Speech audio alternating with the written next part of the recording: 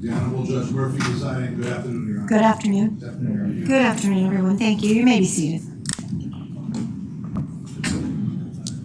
We'll have the witness back in the witness stand. Thank you.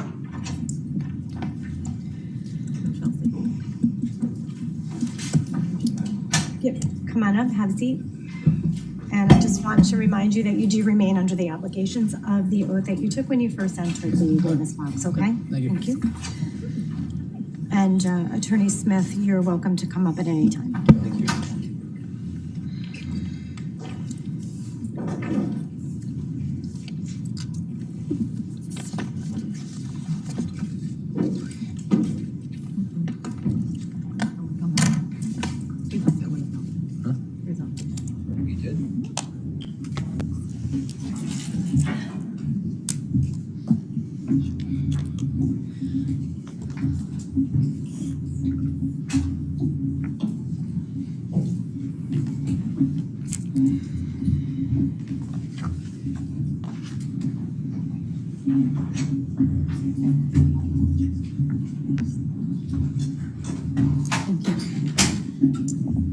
All right, welcome back, ladies and gentlemen of the jury.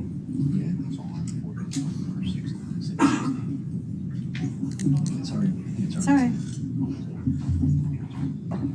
All right, counsel, at this time, I would like you to please stipulate to the presence of our jurors. They will stipulate. Defense stipulates, Your Honor. All right, thank you so much. Attorney Smith, you may proceed. Thank you. Okay, Mr. Connery. Let's see if I can reorient myself to where we were. Okay. I think you had just told us that a Shelton High School kid threw a punch, but you can't recall who that person was, right? Correct.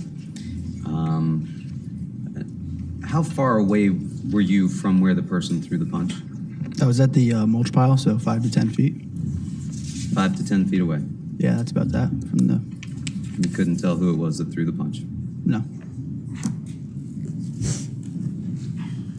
but you could tell that it was a Shelton High kid. Yes, it was from someone's back. Someone's like their backside was towards me. And you said that when you ran over to where Ryan Hines and Raul Valle were fighting, that they were just tussling, right? Yeah, they were fighting. No full punches were going on. I don't recall the specifics, but they were fighting. And they were fighting on the ground, right? I don't think so. And you said at some point you took Mr. Hines's place after you pushed them apart, right? Correct. And that you made eye contact with Mr. Valle, right? Correct.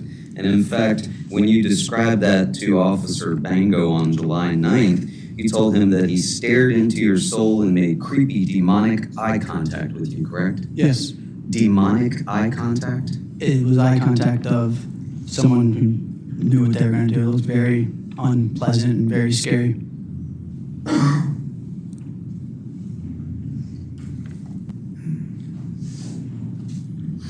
And then you said at some point the fight just stopped, right? Yeah.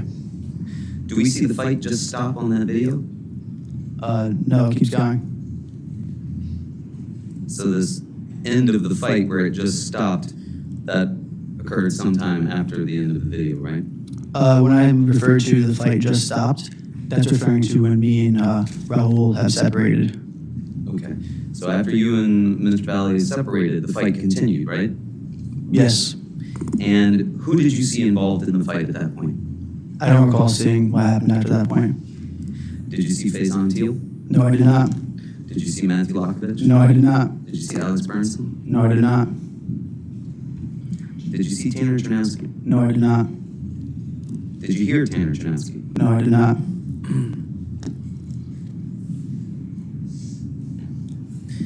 I'm going to ask you to watch what is labeled as State's Exhibit 60. And if we can see the 25% with the frame numbers on them, please. Young man, Yes.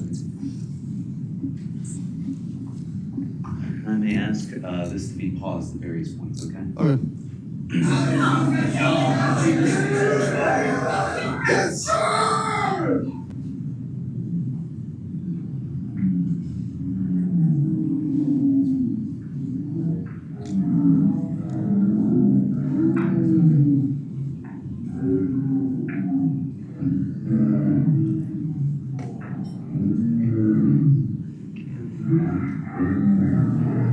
Pause it right there, please. Do you see at frame 330 the person that you've described as Ryan Hines? Yes. And is he the person to the left of the screen wearing the green sweatshirt and the black shorts with the white trim? Yes. Can you play it again, please? Just from where we are.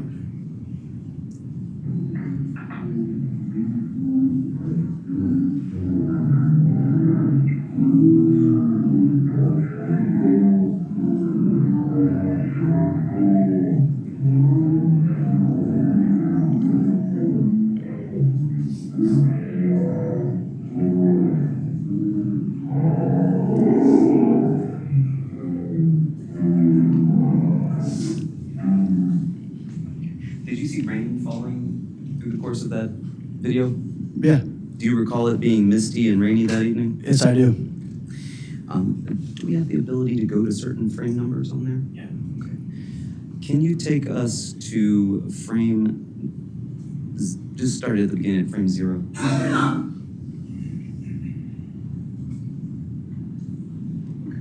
This is the very beginning of this video, correct? Correct. And in this video, I'm going to point that on this screen. Okay. Your screen. Do you see the green sweatshirt, black shorts with white trim here to the right-hand side of the screen? Yes. And do you see beside that a pair of lighter colored shorts with a dark shirt on the top?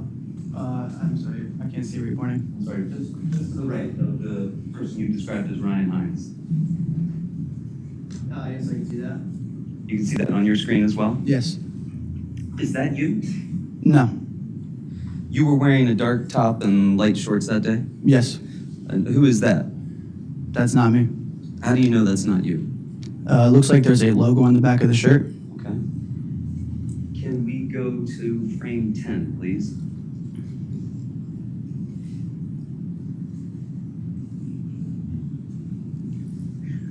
And I'm going to point here on this screen again. Do you see the green top, black shorts with white trim that you've identified previously as being Mr. Hines? Yes, I do. And do you see beside him the dark top with graphic on the back and the white shorts? Yes. And do you see beside that another person apparently wearing light shorts and the dark top? Yes. Is that you? Not that I recall, no. You recall telling us that you were close to Mr. Hines, correct? Yes, but before the video is when I had my interaction with him. Before this video is when you had the interaction? Yes. And can we go to frame 14?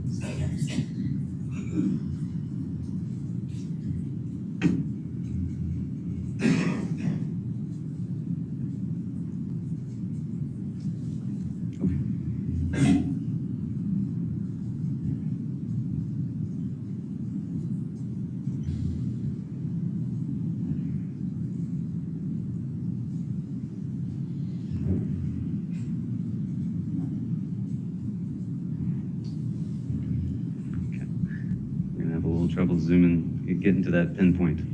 Okay, that's fine. Let's go with 16 there. Oh, okay. And do you see in frame 14, again, green top, black shorts with white trim over to the right-hand side of the Yes, frame? I see that, yes. And do you now see two people with lighter shorts and dark tops, one of which has a graphic on the back, one of which does not appear to have a graphic on the back? I see they both have graphics on the back. When you say they both have graphics on the back, the farthest one to the right, you believe that's a graphic as opposed to that person's head? Yes, it looks like a graphic to me. What color shoes were you wearing that evening? White.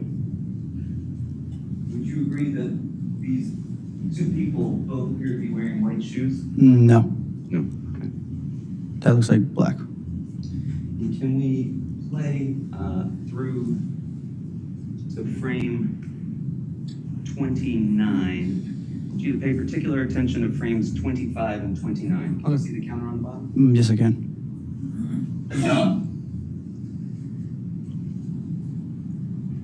Do you see from frame, here we are at 22, is there a way to make it progress frame by frame? Oh. Do you see now, okay, here we go.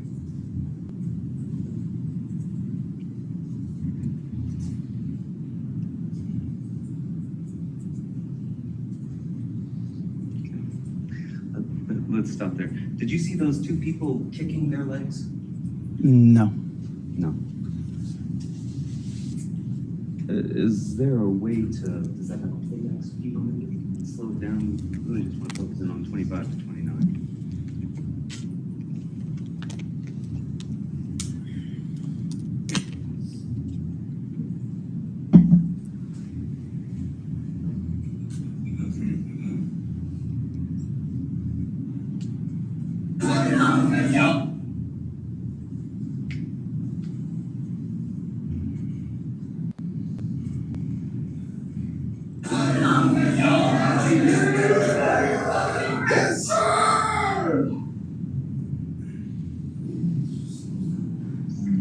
Can we go back then to frame 79?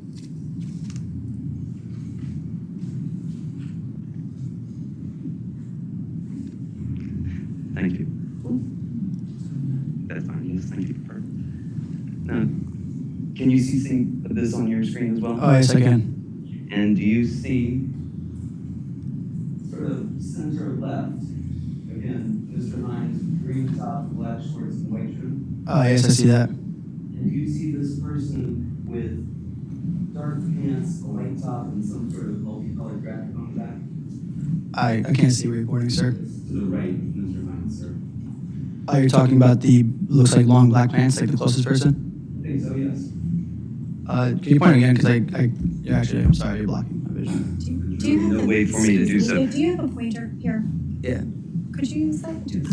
Thank you so much. Do you see this person right Yes. here with the dark pants and the white top and the multicolored graphic on the back? Yes, I do. Do you know who that is? I cannot tell now. And where were you while this frame is being seen? I believe I'm in the far back. In the far back, So- when you say in the far back, behind this group of people? Yes, behind that, yes. And you see Mr. Hines here, Correct.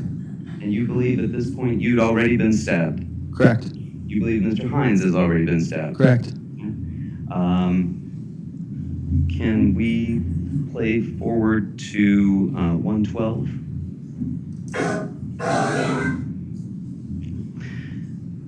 You see a person on the ground here, Mr. Connery? Yes, I do see that.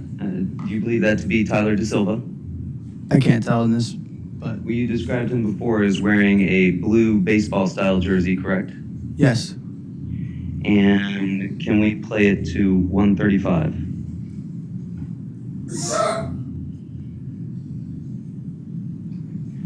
Here we are at frame 135. You see the gentleman with the white shirt, multicolored graphic on the back, and the dark pants to the right? Yes.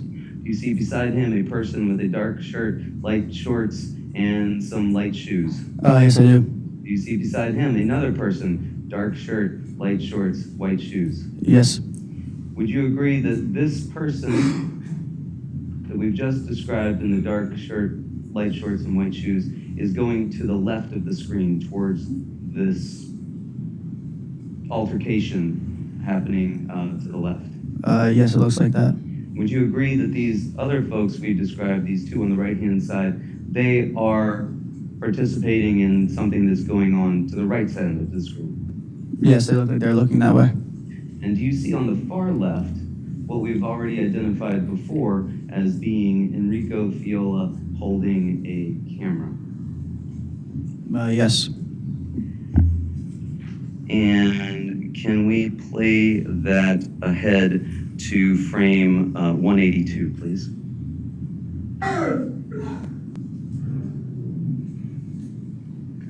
This is frame 182. Would you agree that's the still shot that we've seen earlier when you were shown the exhibit?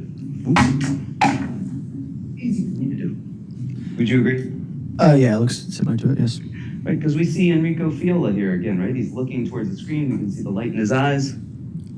Yes, And he's again holding the camera, correct? correct. And there's, again, this person on the ground, which I believe earlier you identified as being Tyler Da Silva. Yes, that's him. And that's Tyler Da Silva on the ground, correct? Correct. And then, can we play it forward? Just a frame or two ahead.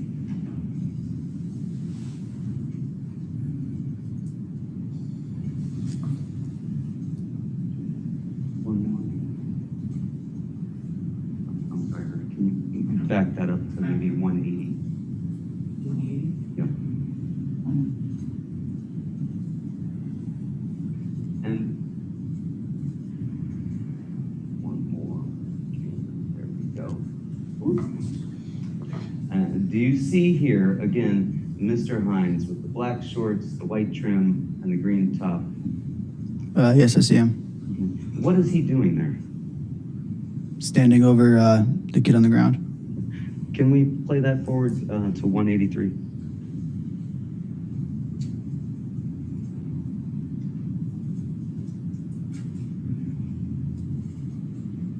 Sir, would you agree that he is kicking that person that is on the ground? It looks like he's doing something. Doing something, but you're not sure what. Yeah, it's hard to tell. All right. Can we play that forward? And I'll just ask you when to stop. Thank you.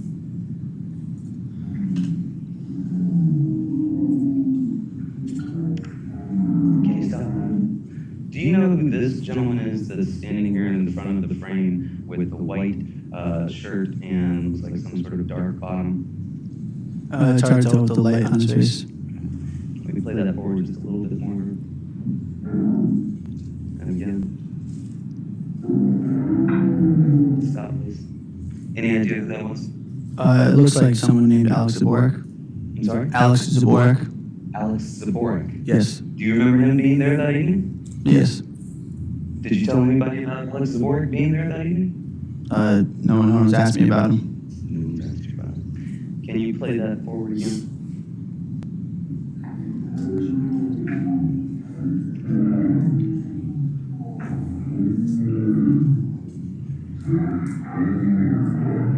Can you pause it there? We're at frame 332. Do you see that, Mr. Connery? Yes, I do. And do you see here to the left, standing beside somebody with their camera out, Ryan Hines with the white trim, black shorts, green top? Yes, I see him. Do you see Mr. Da Silva on the ground with his baseball jersey up over his head, hockey style? Yes, I see that. Do you see Alex Bernson leaning over him? Yes, I see that. Do you see Michael Sampieri also coming towards him? Yes. Is this your brother coming into the frame here from the right-hand side? Yes, it looks like it. Can we play that again forward ahead? And can we pause that? And do you see your brother being followed by this gentleman in the gray top with the dark shorts? Yes. Who did you tell us that was before? Joey Romano. Joey Romano. Did you tell anybody that Joey Romano was there that evening? No. You weren't asked? No, and no, I was not asked. Do you see this gentleman here with his shirt off and the dark colored, maybe camouflage shorts? Yes. That's Matthew Lakovich? Correct. And he's in a group, you would agree, with Mr. Romano and your brother. Correct. Can we play that forward again, please? Can you pause it, please? Do you see right behind Mr. Lakovich a person with white shorts and a dark top? Yes, I do. You believe that to be Mr. McGrath? Yes. Can you play that forward again, please? Can you pause it there, please?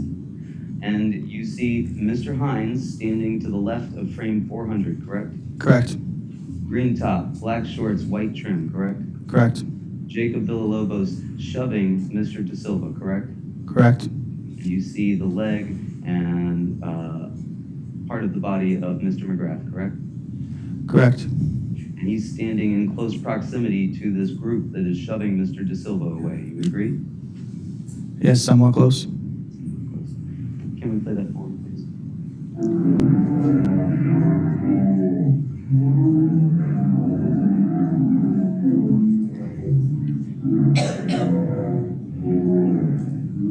Can we pause it there, please? We're at frame 490 now. Can you see that? Yes. Where were you located when that was going on? In the back area where I was that I was saying before, behind the crowd. Still behind the crowd. Correct. Are you laying down at this point? No, I was not. What were you watching at this point? I was just in shock and just staring off. You still see Mr. McGrath here in frame 490, correct? Correct. Where were the rest of those people that were just with Mr. McGrath? There to the left of him. You could see them? No, but just from the black slip before. You're inferring that they didn't just disappear. No, they did not disappear.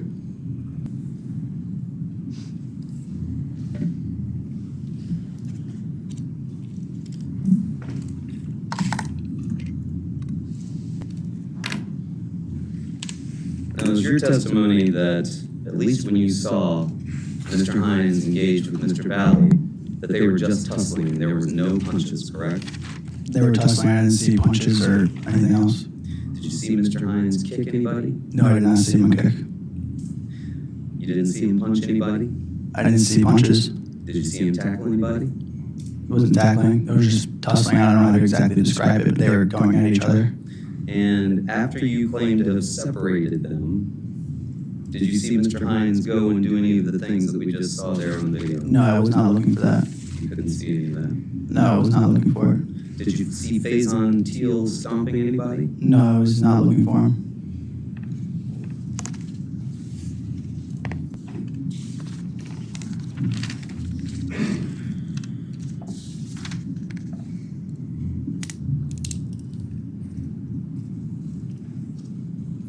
And it's your claim or your recollection that you were stabbed even before the video started. Correct.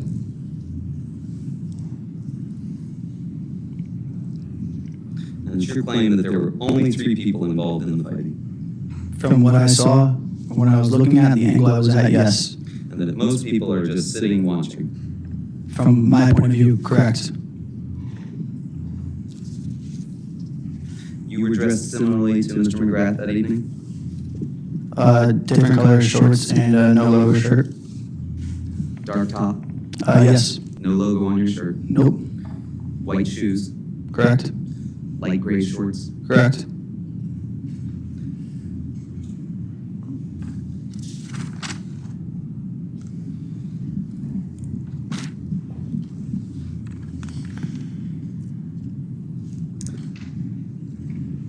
All of the kids that were there at that party that night, other than the kids who showed up in the pilot, were very close friends of yours, were they not? Yeah, they're, I wouldn't say super close. Some were closer than others, but they were friends of mine, yes. Many of them you had grown up with since childhood, correct? Correct. You would get together almost every weekend over at Mr. Rich's house, correct? Not at his house, but we would get together with everybody every weekend, different places. Different places, but engage in a similar sort of party wherever those places were, correct? Not every weekend, but here and there, there'd be something to do. And when you would get together, there would typically be drinking, you told us? It depended on the situation. And you wouldn't want to see your friend's reputation or memories be harmed in any way, would you? No.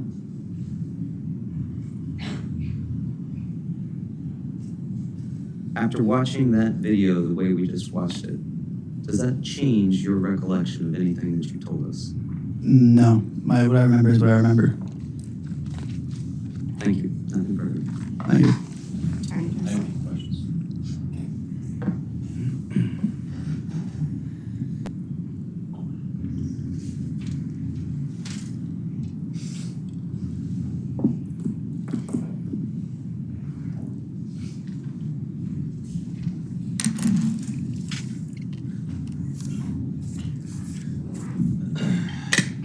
Hey, Tom.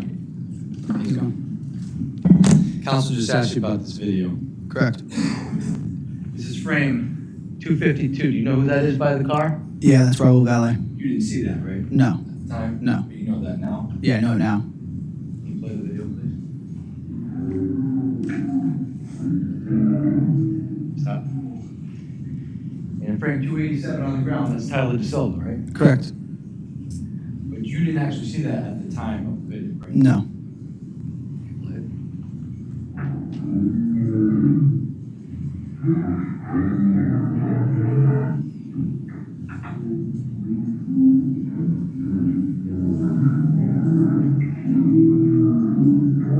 Stop. Now, frame 397, who is this individual starting to push Tyler DeSilva out into the street? Jacob Villalobos. Play it, please. Stop. Now, frame 416, who is that stumbling out towards the street? Towards the street is Tyler DeSilva. Who's directly behind him? Raul Valle. Do you remember that happening on the night in question? No. And who is this individual standing by himself right here on the left side of the frame? The one with his arm right Yes. there? That's Jimmy McGrath. And was it at this point that you looked over and saw Jimmy McGrath stabbed? No, no. Play it, please. Stop. Who's standing out in the street all by himself in frame 453? Tyler DeSilva. That's not the defendant right there? No, that's not the defendant. Play it, please.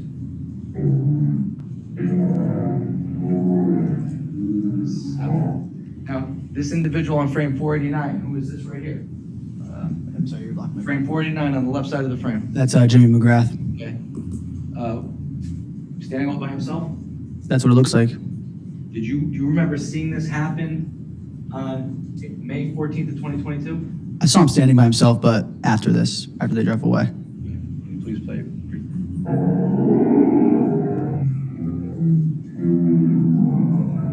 Stop.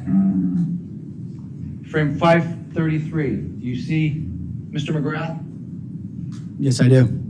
What does he appear to be doing at this moment? He's backing up away from something. Did you see that happen on May 14th? No, I didn't see that. Who is next to Mr. McGrath in this frame? Tyler DeSilva. So, you remember certain things happening that night, but not everything that you saw in the video. Correct. Is that fair? Safe assessment? Yes. So, at what point in time do you remember seeing Mr. McGrath after you realized you're stabbed?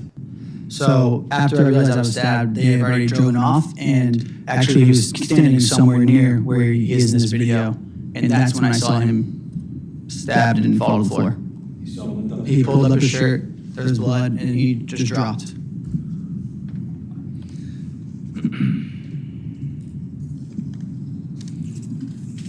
Now, counsel asked you a little bit about, you giving a statement to the police about the defendant making eye contact with you just prior to him coming towards you and hitting you in the leg, right? Correct. Describe why you said what you said. Because the way he looked me in the eyes, no one's ever looked at me that way before, and it was, now when I think about it, the punches that I thought were being punches was someone who looked at me knowing what they were going to do. So, how would you describe with Ron when he looked at you? Is that the moment that he came towards you? Yeah, I made eye contact and then we engaged. So, describe how when he made eye contact with you, how he engaged you.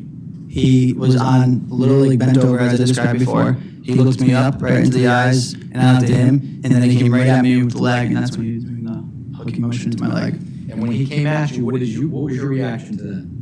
I immediately was doing the thing, get off, like this. And when counsel asked you the fight just stopped, what did that mean, the fight just stopped? It didn't just stop. Me and him had our separation, and then that's when I stood there in that back, just looking around in shock. And when you were in shock, what were you doing? Were you focusing on what was happening? I think I don't recall exactly what was happening around me because my body was just telling me, like, you're hurt, figure out yourself. So I was just sitting there, standing. Were you engaged in who was around you and taking notes on all your friends around you? Not at all. So when counsel asked you, was Matt Lockovich there, and you said you can't recall. Why did you say you couldn't recall? Because that night I was not thinking, where is Matt Lockovich right now at this moment? And when he asked you where Mike Samperi was at any particular moment, why weren't you? I wasn't thinking, where is Michael Samperi? And how about where your brother was? I thought I already had pulled my brother out. And what about where Jimmy McGrath was? I wasn't thinking, where is Jimmy McGrath right now? And how about any of your other friends that have been mentioned? Not a single person I was thinking about, no, not where they are. So with regards to when council asked you about when the car initially drives up and people say someone's out in the front yard or the car's here, and you walk out into the driveway, but you stand about, I think, 30 feet away, how many people were around you that were from the Shelton party? Like I said, there was 10 people in the driveway around me, How about many people were close to the car? another 10. And at that moment, were you taking notes about who was to the right of you, who was to the left of you? Not at all. Why weren't you taking note of that? Because I was taking note of who were the people that were not supposed to be here in the car. So where was your main focus at that point in time? The people in the car. And with regards to when you go back into the house and then you come back out a second time, remember when you just testified on cross that the car was down the street, you Yeah. come down the tree line area? Correct.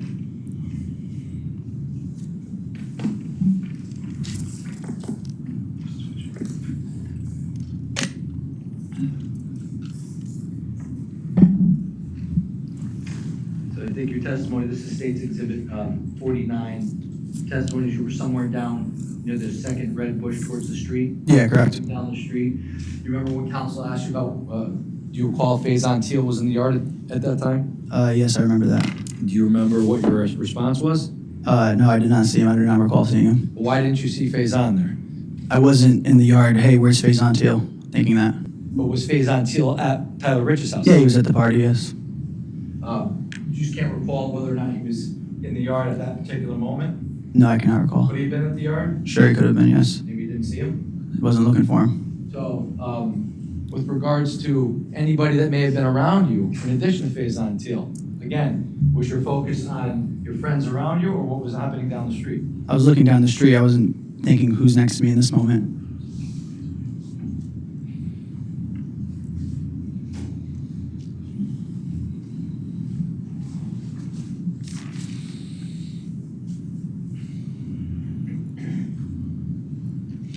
With regards to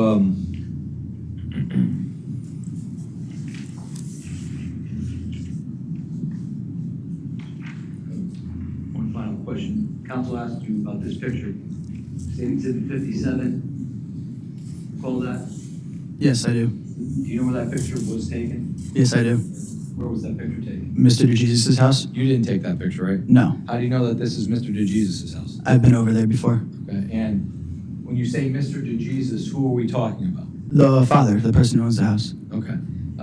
Do you know if Mr. DeJesus has any children? Yes, he does. And who are his children? He has 3 boys and 1 daughter. And are you friends with any of his Yes, I am. children? Who are you friends with? Nicky DeJesus through my brother, and then Joey DeJesus because he's older than me. And was any of those individuals at Tyler Rich's house then? Yeah, Nicky was. Nicky was? Yeah. So when you're referring to Mr. DeJesus, who's 50-something years old, you're talking about the father, not the son? Yeah, the father. Okay. All right. All right. Thank you. I have no further questions. Thank you.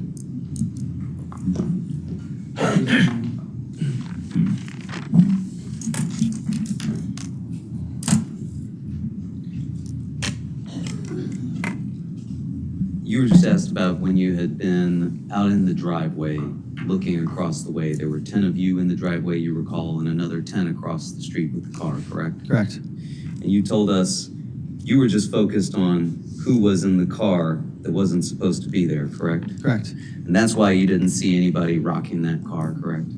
Correct. That's why you didn't see anybody put their hands on that car, correct? No, I did not see that. That's why you didn't see anybody throw anything at that car, correct? No, I did not see that. That's why you didn't see any of your friends do anything to that car that night, correct? No, I did Because you not were see just that. focused on who was in that car. Incorrect. I was focused on who was So in it. focused that from 30 feet away, you could tell us, despite the 10 people being in front of you, that Jack Snyder was the driver and Mr. Valle was a passenger, right? Yeah, I had a sight on them. I looked at them, and that's what I acknowledged. Thank you. Nothing further. When you noticed the defendant and Jack Snyder in the car, did you hang out there the whole time, or did you make your way back into that? No, I went inside.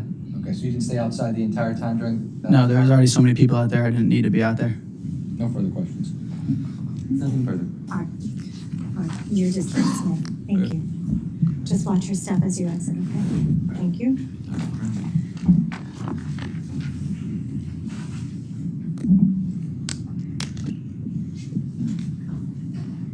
Attorney Messina, Thank you. the state's ready. Call Dr. Roselle Coleman to stand, please. Thank you.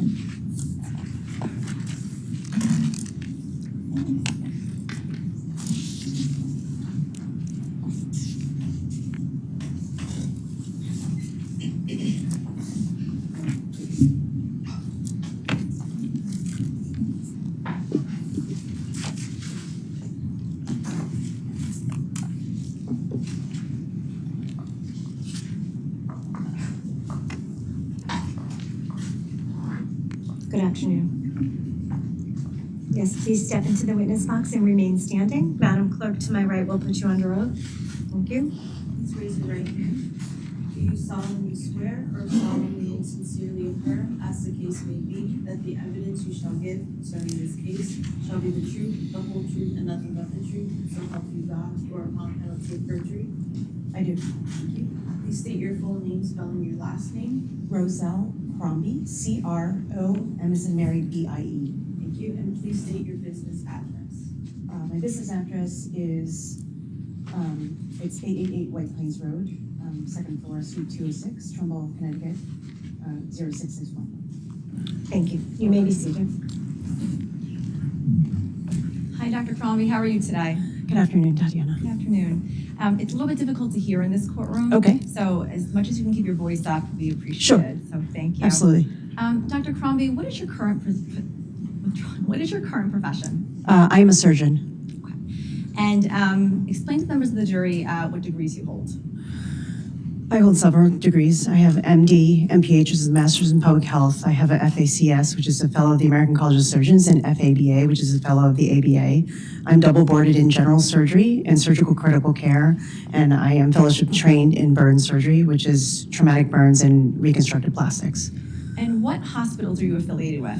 I'm part of the Yale New Haven Health System. My primary home hospital is Bridgeport Hospital, but I do also at times go down to Greenwich Hospital. And many years ago when I first started, I was at Yale New Haven Hospital. And Bridgeport Hospital, that's located in Bridgeport, Connecticut? That's correct. And how often are you at Bridgeport Hospital? At this point in my career, most of my practice is outpatient ambulatory surgery that's done at Park Avenue Medical Center, and then I'm on service, meaning in the hospital to cover burns a certain number of weeks per year. But about once a week, I cover on call, which means that for a period of time, my surgical group has to cover trauma, general surgery, surgical critical care, burns, and wounds over a period of time. It's typically a 30-hour shift. And for how long have you been affiliated with Bridgeport Hospital? I'm at the end of my 16th year of practice, so it's been a very long time. And if you can give us a rundown of your work experience. My work experience, it's all of those specialties, in addition to some outpatient and ambulatory surgery as well. So it's general surgery, burns, trauma, critical care, which means people that are sick or very sick on ventilators, need a lot of vitals. I do wound surgery, I do a lot of reconstructive plastics as well. And could you please explain to the members of the jury and what capacity or expertise is needed at Bridgeport Hospital?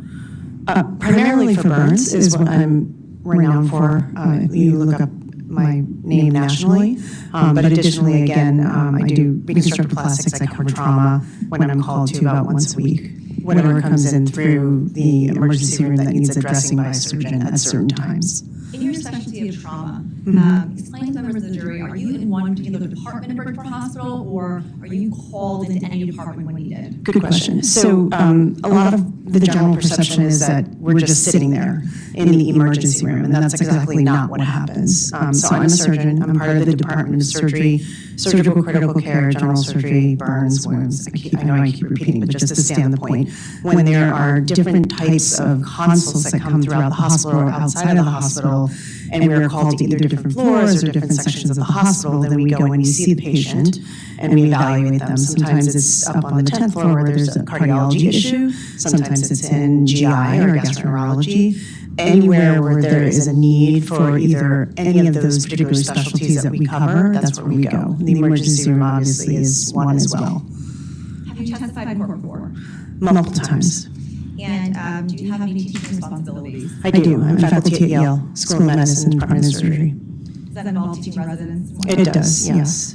Many residents, we got over 100. Do you belong to any professional societies? Multiple professional societies. So the American Burn Association, the American College of Surgeons. I also belong to a number of wound societies as well. I'm chair of the Physician Special Interest Group for the American Burn Association. I am on I'm a board director at large for the American Board of Wound and Surgery, effectively. I'm the chair of a conference that's called the John Boswick Symposium, named after a former burn surgeon. So I do quite a bit at the national level and also within the state of Connecticut. The American College of Surgeons within the state of Connecticut. I'm going to direct your attention to May of 2022. Yes, Do you recall working at Bridgeport Hospital at that time? I do. And at any given day or night, how many patients would you see? So, I'm on call tonight. I was on call Saturday. I'm typically the Tuesday person or the Saturday person. It can be anywhere between typically 17 and 20 consults, and then I'm covering about 60 to 65 patients that are on the floor. In addition to that, if anything emergently needs to go to the operating room that needs to be addressed, then I'm also operating on that as well. What you just recounted, was that about the same way in 2022? That's a typical night on call for me. And direct your attention specifically to May 15th, the early morning hours, May 15th of 2022. Do you recall working at Bridgeport Hospital on that morning? I was the overnight person, yes. And overnight, what hour was that again? So we usually, in addition to working a regular day, which for me starts about 7 a.m. operating, at about 4, somewhere between 4 and 6, I have to come back to the hospital and relieve my partners that have been covering the hospital. And then I cover all of those services until about 8 a.m. the next morning. So it covers the overnight shift effectively. Each one of us takes our turn. That happened to have been my turn. Did there come a time you examined a patient by the name of Thomas Connery? Yes. And do you recall reviewing Thomas Connery's medical records before testifying here today? I did. May I approach counsel, Your Honor?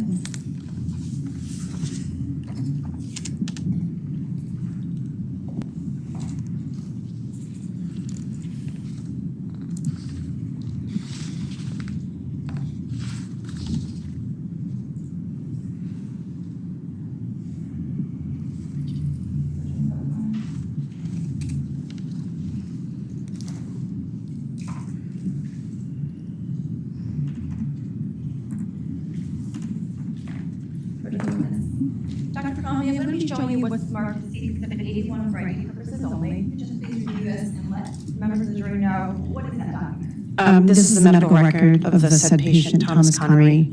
It gives a medical record number, which is a number within our Yale Health System and a date of birth, 11/27/2023, and it is the contents of what is taken out of our electronic chart now since 2015, but the government required us to be electronic and is printed into paper. Were those records made in the regular course of business in Bridgeport Hospital? Yes. And is it the regular course of business for Bridgeport Hospital to record such documentation? It is. And you had an opportunity to review these records before coming to court today? I did. And are those records the same records that you that were generated on the date of service, which was May 15th? That is correct. And are these records certified? Yes. I'd ask you to mark the full exhibit. No objection, Your Honor. All right, court will accept into evidence dates 81 full.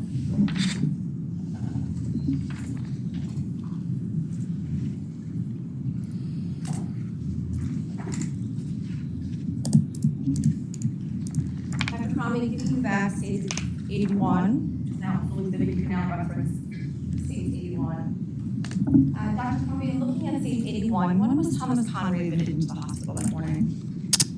5/15/2022, I recall that it was just at the turn of midnight is when we got paged. Okay. And To your knowledge, how was he brought to the hospital? By ambulance. And where was he brought upon his arrival? In the ER, there's an ambulance bay where the EMS providers bring them down a hallway and it goes into a trauma room. We have 3 of them, and effectively they're just big rooms that have a lot of equipment that we might need for emergencies or anything that we need to do. When Thomas Connery arrived, did he arrive at any kind of specific level, meaning a trauma level or something otherwise? And how do you know this? So the American College of Surgeons and the American Association of Society of Trauma, they grade the levels of trauma on 3 levels. So the lowest one meaning that you can just consult the physician, it's not emergent. The second one being that there are some injuries that may be concerning and we require certain people to be there. And then the top level, which means that the patient is an extremis, everybody should be there, including respiratory anesthesia, surgery, everybody that is needed possible. It denotes a call to the blood bank, et cetera, et cetera. Do you know what level Thomas Connery came in as? I believe he was a trauma alert, which is the mid-level. And from your experience and expertise, why was he labeled as a trauma alert? So per the criteria of American College of Surgeons for certified, verified trauma centers, because he had a penetrating injury of some sort, he immediately bumps up to at least a second level, maybe even a third, depending on a bunch of different factors. Would that be for all patients who come in with similar injuries such as his? Penetrating trauma does trigger the second level.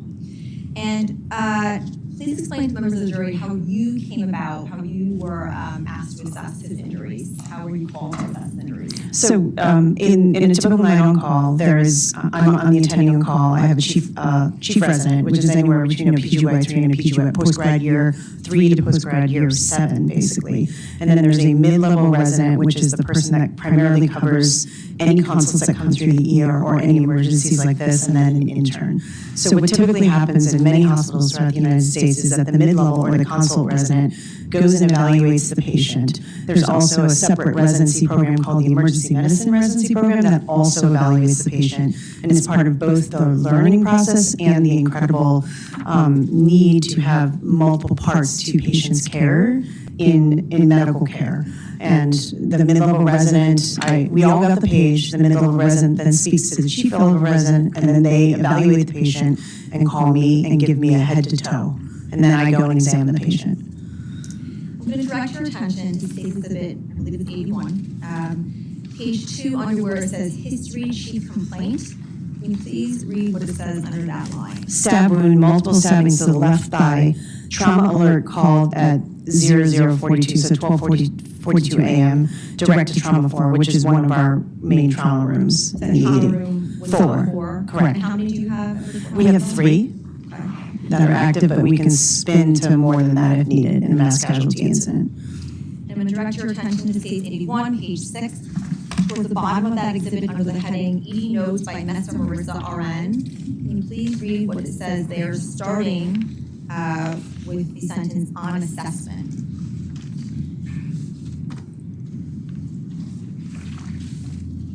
So on assessment, the patient with 4 puncture wounds to the lateral aspect of the left thigh, inferior and superior wounds with hematoma, bleeding controlled, pedal pulses present bilaterally, cardiopulmonary monitoring initiated, VSS, which means vital signs stable, GCS is a measure of the activity and movement and response of the patient, IV access established in the right AC, which means antecubital, which is the inner part of the arm, lab work collected. Please refer to the trauma narrator for further documentation. What does all of that mean that you just read? Okay, let me break it down. The assessment we do, there's parts of a note in the way that we communicate in medicine, which is basically, and the medical students and residents, they evaluate by hearing the history first, and then by doing a physical exam head to toe. And then there is an assessment, meaning based on the description of the history, the physical exam, and an examination of all of the imaging labs, et cetera, what is your assessment? So this is the individual that wrote this, who is a nurse. This is what she is reporting as her assessment for this patient.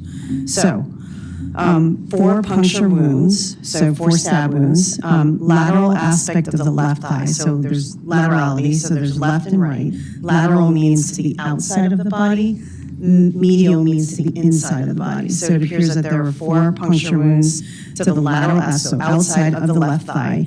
Inferior means, again, inside, superior is above, so towards the top, with a hematoma, which is basically a collection of clotted blood. Bleeding is controlled, it appears, is what she is assessing. Pedal pulses means that she touched or somebody touched the bottom of the feet and examined the arteries there. And what that indicates is that there is good blood flow that goes beyond those stab wounds to the feet. And cardiopulmonary monitoring was initiated, meaning that they hooked them up to the monitor, which is blood pressure, O2 saturations, respiratory rate, amongst other things. Vital signs were stable, so they fell within a specific range. GCS is a Glasgow Coma Scale. It is a universal way that in the emergency room and surgeons communicate, and it's based on eye movement, verbal, and then overall movement. And there's a score, 15 is the best that you can get. The minimum we typically give if somebody is even deceased is a 3, because they got basically a 1 for nothing. IV access means that the nurses were able to put the IVs in the right arm, and then they collected the typical blood work that we do. Thank you. You're welcome. Referring you to States Exhibit 81, bottom of page 6 into page 7, this is where your notations begin. This is part of my note, yes. And is that your electronic signature on this documentation? It is. Okay. And you personally examined Thomas Conrad, I did. correct? And on that same Exhibit 81, where it says pre-hospital information, what does that refer to? Pre-hospital information means that before they got to the hospital and rolled in, emergency medicine services are also providing some type of medical care, and they're documenting that in some capacity. Now, I don't see anything other than when the patient rolls in, so I know nothing about whether or not that's valid or invalid, it just is. And emergency medicine services, that's EMS? That's correct. And it indicates here on States 81, page 7, arrival time and exam time. Is that when you actually examined Thomas Conrad? No, as I stated before, the way that it works is based on the grading of the system. He is a middle grade, so I don't technically need to examine him for a certain period of time. If it's the highest grade, we have to be there within 15 minutes. Moving to page 8 of States 81, what is the difference between a primary survey and a secondary survey that is listed there? So again, with the American College of Surgeons and the trauma, a primary service survey means primarily we're identifying the things that can kill you. So airway, breathing, and circulation.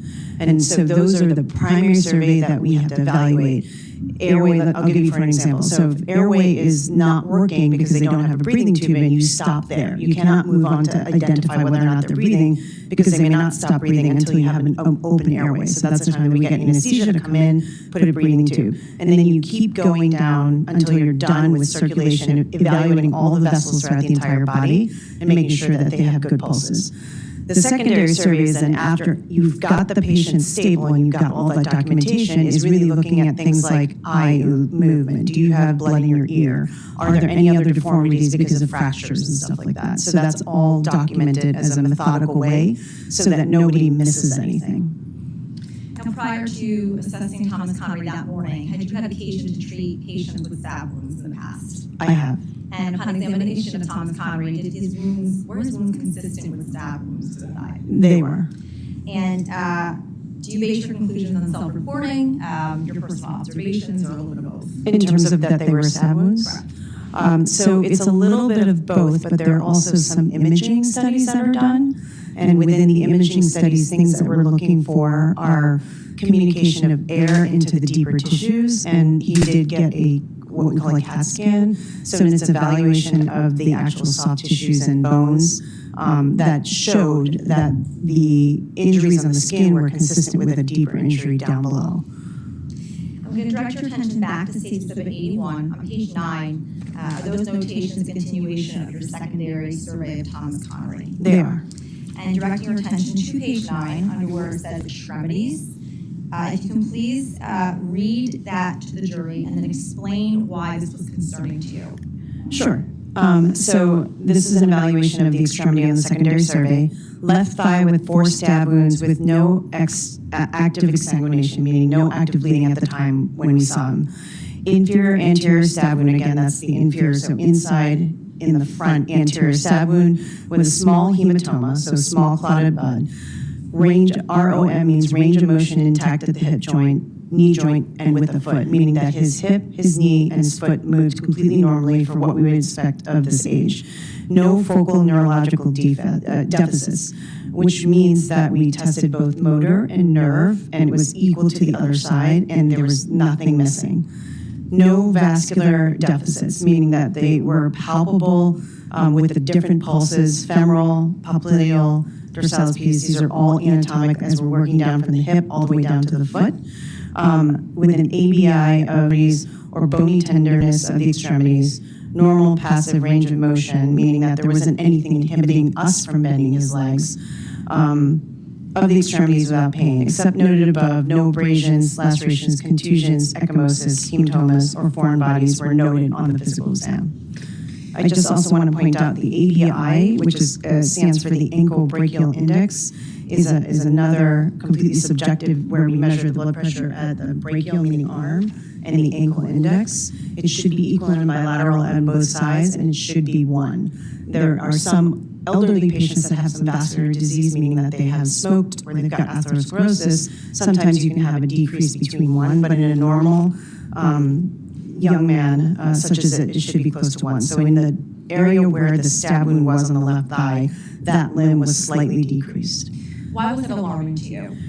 So when you cut through a muscle, and if you think about it like a steak on end, there's a white, thick tissue on the end called fascia. And what that does is as you injure the muscles, which are very vascular with a lot of arteries and vessels and lymphatics, they can swell to the point where it swells within that tight vascular tissue, that tight tissue called the fascia, and it can actually compress important structures like veins, nerves, and arteries. So that's why that number was concerning to me, because A, in a young man should not be less than 1, and B, it just shows that there's a significant amount of hematoma, meaning blood, that was starting to decrease some of the flow that was adding to our measurements. In your professional expertise, would that be something that would be life-threatening? It can be life-threatening, and it also can be limb-threatening for a young man. So limb-threatening meaning that as it starts to compress some of those arteries and veins, what happens is effectively it decreases the perfusion or the carrying of blood to the areas distal or further away from where the blood comes. The blood comes from your heart, it comes down into your hips where your femoral artery is, and then it goes out to the furthest point in the lower extremity. And what can happen is if the thigh is pretty muscular, if you continue to bleed, you can actually squeeze to the point where no blood flow is going down to below the knee or below where the thigh is. So that can typically in a non-responsive patient end up being an issue, and even in a responsive patient, it can lead to something called the compartment syndrome, meaning that the compartment is so tight that the pressures in the different area are damaging key structures, and that can ultimately, obviously, we call it ischemia, meaning not blood flow to a limb, and if it's not dealt with in a timely fashion, it can be devastating. Now, directing your attention to page 11 to page 12 of SACE 81, at the way bottom of that page where it indicates soft tissues, there's a subcutaneous gas noted within the soft tissue of the anterior lateral thigh, best visualized on lateral view. What does that indicate? That means kind of like I was describing for the CAT scan before, it just means that there was a communication between the outside air and the inside air. And what happens is you can imagine is just I kind of akin it to like if you were cutting like gelatin, the knife goes in and there's parts of it that will close, but there's going to be a track of air that communicates with the outside that basically is illustrated by this picture. And that'll be indicative of a knife penetrating. Some sort of, not specifically a knife, but a penetrating object. At the very end of page 12 in SACE 81, it indicates attending comments that Thomas Connery was admitted for observation as the thigh muscles were highly vascular. Why was it important to keep Mr. Connery for a little bit of time at the hospital? To make sure that he wasn't going to continue to bleed to cause that ultimate demise of what I was alluding to before, called compartment syndrome. And at some point, in looking at page, I believe it's page 14 of States 81, there's a notation there from the nurse that indicates that at 3:15 a.m., dressings found to be drenched in blood, dressing changed with Sarah, who was one of the nurses. Is that a notation indicating that the wounds that Mr. Connery had sustained were still bleeding even That's after several correct. hours? That's correct. Dr. Columbia, are you aware of Thomas Connery when blood was taken to be tested for anything at the hospital? It's very standard for all trauma patients to have their blood drawn. Standard, and why is that? Because we are looking for not only to see how physiologically deranged they are, because often, despite the fact that our EMT providers are excellent, it just gives us a better clinical picture of what we need to do. But additionally, related to that, it gives us a little bit of an insight into some of the substances that may be masking some of the physical exam symptoms and the radiologic symptoms. Direct your attention to page 23 of States 81. It does indicate that Mr. Connery's blood was tested and was tested for ethanol, which is alcohol. Do you recall what the level was? 125. And what is that for BIC? So blood alcohol level is a way for us to measure how what the law has deemed as being impaired, and 0.8 or 80 in milligrams per deciliter is what's considered the impaired amount. I mean, obviously that's going to vary depending on your body mass and et cetera, but that's what's legally done. So technically at 125, he has an alcohol on board and is significant enough to cause impairment. Is that a BAC of 0.125? Is that the conversion? 0.125, yep.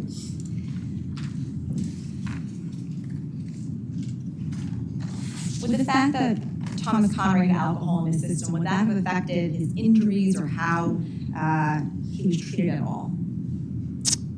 So, full disclosure, we don't get these numbers right off the bat. Like, this is something that comes afterwards. But it is incredibly helpful when it comes afterwards that then the team knows that they need to give more fluid and that the alcohol might be affecting the type of injury that he has. More specifically for him, it's just that he is intravascularly, so he bled, and then he's intravascularly dry because of the alcohol, because alcohol is a diuretic. It actually signals, it overrides your kidney's normal homeostasis or balance and doesn't allow you to reabsorb the water when you're dry. It actually signals for you to pee, and that will make you drier, effectively. So that's the significance of that in him. Okay. Being that you did not have these levels beforehand, did you see anything that was concerning to you that you thought maybe he had alcohol in his system, hence causing more bleeding, or he wouldn't heal as fast because he had alcohol, anything to that effect? No, that shouldn't affect it. Dr. Cromie, I'm going to show you what's been marked as, one moment. States that it's 77. Can you see that on your screen over there? I can, yes. This was a picture that was taken at At the scene. Do you recall if this is similar, Mr. Connolly was taken? It is similar. Okay. So we don't see these pictures, obviously, unless EMS has it. I just see the patient as they roll into the emergency room. And I just take one moment, Your Honor. Sure. Showing you with the marked state 73. This was a photograph that was taken of Thomas's injuries about a week after, I believe. Are those consistent with where you saw the wounds the night in the morning? Correct. They are consistent. So left leg, and you can kind of delineate that because there's another leg underneath it that shows the right leg.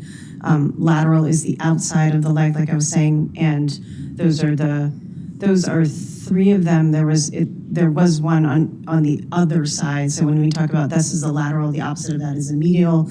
There's clear description throughout the chart multiple times of an inferior medial one as well. And the significance of that means that the object, whatever it was, went through and through could have gone through and through to the other side. And that's the concern that I have as a surgeon. So pointing to this exhibit indicating here, I don't know if you can see that, which injury was this? You termed it as? It should be superior lateral. Okay, and pointing here to the middle exhibit. That should just be lateral or anterior lateral. And pointing to the lower end. Lower end. It's technically inferior lateral because it's still on the outside of the leg. Okay. Yeah. And the one we're not seeing here in this state exhibit is, you said, on the inner thigh? Inferior, so inferior medial thigh. So inside thigh. Now, Dr. Crombie, referring you back to States 81, page 12, under assessment plan, what does it say was initially done to help heal or tend to Mr. Connery's wounds? So the wounds were washed thoroughly with betadine, which is an antimicrobial, and saline, which is effectively salt water. Xeroform gauze, which is a yellow gauze that has some bismuth salts in it, was applied and secured in place with Kerlix dressings, which are the types of gauze that you can kind of wrap around a leg. Why weren't sutures used? Or stitches? Good question. So I don't know what he got stabbed with. It could have been a branch, for all I know. And that is not sterile. That's got a ton of bacteria, a ton of stuff that might still be in the wound. So you do not want to close the wound, because then what that allows is to have growth of specific bacteria that are not, they're called anaerobic bacteria, so they thrive where there's no oxygen. So we always leave stab wounds open when we don't know what it is, how deep it was based on the imaging, so it heals from the inside out. So you just need to clean them, irrigate them out, and allow them to heal. If Thomas had told you, or told one of the nurses that he had gotten stabbed with a knife, would you still have not put sutures? So even if it was a knife, not a tree branch as you indicated, would you still have had the same course of treatment? Yes. I don't know how clean the knife is. And I'm going to direct you, withdrawn. To your knowledge, do you know how long Thomas Connery was in the hospital for? I don't know. I know that he came in around 12:54. I know that the dressings were changed at 3:15. That's why my note and my attending note doesn't match my resident's note, because I wanted him to be observed. So, and then what happens is 8 a.m. is there's a new team and a new partner of mine that comes and takes over. But you do know that he was kept for some time for observation? He was. Dr. Crombie, I am going to ask you in addition, But yes. and do you have a clear recollection of when James McGrath was brought into the hospital on May 15th of 2022? Yes, so in my recollection, the way that we kind of described it in the surgery team is they both came in around the same time. What we have to do is identify and treat the more critically ill patient, which was, he was unidentified at that time. Is it safe to say that James McGrath was, you tended to him prior to tending to Thomas Connery based on the level? Correct. Of the critical care? So he came in as a trauma code, which is the highest level. So anesthesia was there, I was there, everybody that I mentioned earlier was there. And how did your team initially know that he was coming into the hospital? Was it an alert that you had gotten from EMS? So throughout the emergency room, and again, we're not there, there's something called CMED, which is a radio system that the EMTs and the paramedics and the ambulances do to basically triage and give a heads up for the patients that are coming into the emergency room. They had given them a heads up of the nature of how in extremis he was, how much blood there was on the scene. So that automatically bumps him up to a trauma code. So the way that I'm notified is I get on my pager, it says trauma code and gives a very brief description of what it is. Okay. And why did he come in as an unknown? Explain that a little bit. Oh, that's just if there is nobody at the scene that can identify them, very well, that's one reason. The other reason is it's unclear whether or not he's a victim of violence, and we also want to just make them an alias and be unknown so that we can just focus on that and not have to worry about all the other stuff. Prior to coming today, did you have an opportunity to review medical records for James McGrath? I did. And when he came in, do you recall what his appearance was? Very pale and white, and he was on a Lucas machine, which is an automatic machine that performs CPR. There's a plunger that goes over the chest, and then there's an archway where they put the patient's arms to, and it's Velcro too. And the EMS can start and stop, as can the team. The Lucas machine is what it's called. And that allows the EMTs or the paramedics to focus on things such as fluids, managing his airway, et cetera, things that need to be done, yet CPR is being performed. if it's noted that his appearance was toxic looking, what does that refer to, or what does that mean? The nurses say that if for some reason the patient looks like they're either dead or imminently dying, but very sick, not good. Do you know what the acronym ETT refers to? Yes, endotracheal tube. And what is that? That is the breathing tube that gets put into your airway when you can't breathe for yourself. And the term asystole, what does that refer to? So there are different types of heart rhythms. Asystole means that there's no electrical activity that the heart is actually showing, nor is there any waveform that will transduce to the heart to be able to give meaningful pumping to circulate your blood. From both your personal recollection as well as your review of the medical records of James McGrath, when the patient presented, do you recall what type of a stretcher he was in? He was in a bucket loader stretcher. And what is that? So backboards are typically flat. If you've gone to any swimming pool, you've seen it on the side there, and it's to allow people when they fall down, emergency people, to be able to slide them onto some sort of board and fix their neck and make them secure and seatbelt them in. I don't know why he was in a bucket loader. I'll be honest with you, maybe there was a lot of things going on at the scene and that's the only stretcher that they had, but they scooped him up into that and then they put him onto the regular rolling stretcher. So they brought him in and we moved the bucket loader over to there's another, so the ambulance, stretcher that fits in the ambulance comes in, they put it side by side with the emergency room stretcher, and then they move the patient over, whether it be in the bucket loader or typically just the backboard, over to that. And then we try to take the backboard off, but he was in such extremis that we didn't even, it was just really scoop done all the way into, and continued CPR. So you immediately started working on him without even taking There him out of was the bucket there was no stoppage whatsoever. Now, the term ED disposition, what does that refer to? So at the end of the evaluation of care, sometimes we have to decide where we're going to put the patient. So like, for instance, somebody that needs ICU level care, their ED disposition is to the ICU. If they need to be admitted and they are floor level care, meaning they're not as sick, they don't need intensive care, then they go to the surgical or medical floor. And this is ED disposition expired. What does that refer to? So that means that the patient is deceased. May I approach counsel, Your Honor?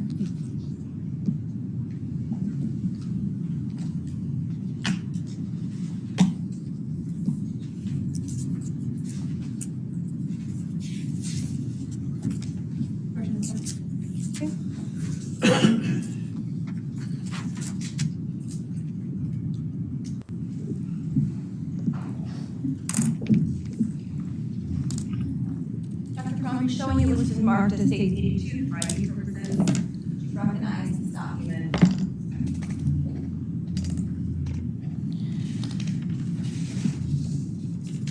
This is the medical chart of Mr. Unidentified, who's now identified as James McGrath from 5/15/2022. Did you have an opportunity to review those medical records I prior to did. testifying here today? And were those records made in the regular course of business of Bridgeport Hospital? They are. And is it the regular course, Mr. Hahn, is it the regular course of business for doctors and nurses at Bridgeport Hospital to generate such a report when treating a patient? It is.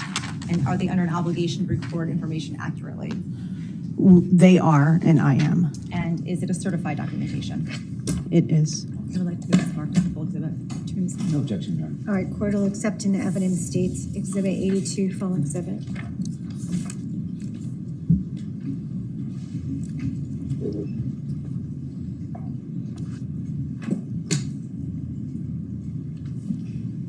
Dr. Conway, I have a few questions just to ask you about state 82, now full exhibit.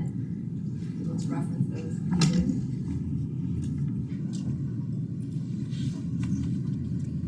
Direct your attention to Stage 82, page 13. Is this where your notes begin in attending to James McGrath? So it's page 13, halfway down the page. This is my history and physical note that is written after the event occurs. And page 15 into 16 of that exhibit, attending comments. Just refer to That's that me. page. That's you? Yes. Okay. And if you could just please read what it says at the bottom there. from my attending comments? Yes. Patient came from over 20 minutes away and clearly was on scene for greater than 20 minutes prior to that per EMS. The patient remained in cardiac arrest, meaning his heart had stopped per EMS and no other rhythm other than asystoles, which is what I described to you before, since they had picked him up. A significant amount of blood was described at the scene. Head to toe exam, his pupils were fixed and dilated and non-reactive. Stab wound noted in the left chest axillary region. No other injuries were noted on the secondary survey. Patient was intubated, however, there was clearly food substance near the ET tube as he vomited on intubation per EMS. End tidal CO2 was confirmed and placement was confirmed of the endotracheal tube. Upon turning off the Lucas CPR assist device, there were no pulses noted in any of the proximal carotid or femoral areas. Asystole was confirmed multiple times between the Lucas device and self-performing CPR. One round of ATLS, ACLS was done to include treatment as well with bicarbon calcium in addition to the epi that was given. No return of any signs of life were noted. Again, it is confirmed on the monitor that he was in asystole, and an ultrasound evaluation of the FAST reveals no cardiac motion, so time of death was called. Father was told of the condition of the patient. Referring to page 14 of your notes, where it indicates under chief complaint HPI, where it indicates patient was reportedly found on scene in extremis with asystole as his read. What does that mean? So meaning that the first note of what the EMS does is they have their own monitors that are portable monitors, and when they hooked it up to his chest with all the leads in the proper area, there was no cardiac rhythm whatsoever. And EMS, and he presented in extremis 30 minutes after starting CPR. On arrival, he had a GCS of 3. What does that refer to? So that is the Glasgow Coma Scale that I was telling you about earlier, and it's an evaluation of eye, verbal, and movement. So his eye exam was not moving, he was not talking, and he was not moving. So that's a 3. No palpable central pulses. That's pulses anywhere. So central specifically means that the first place that your heart pumps to is your carotids, which are the 2 big vessels in your neck, and then your femorals, which are down in your groin. And bilaterally dilated unresponsive pupils and ongoing CPR. So what that means is when the brain does not have oxygen for a period of 3 to 4 minutes, you start to lose, your brain dies and you lose the ability to react to light. And that's seen typically in exactly this fixed and dilated unresponsive pupils.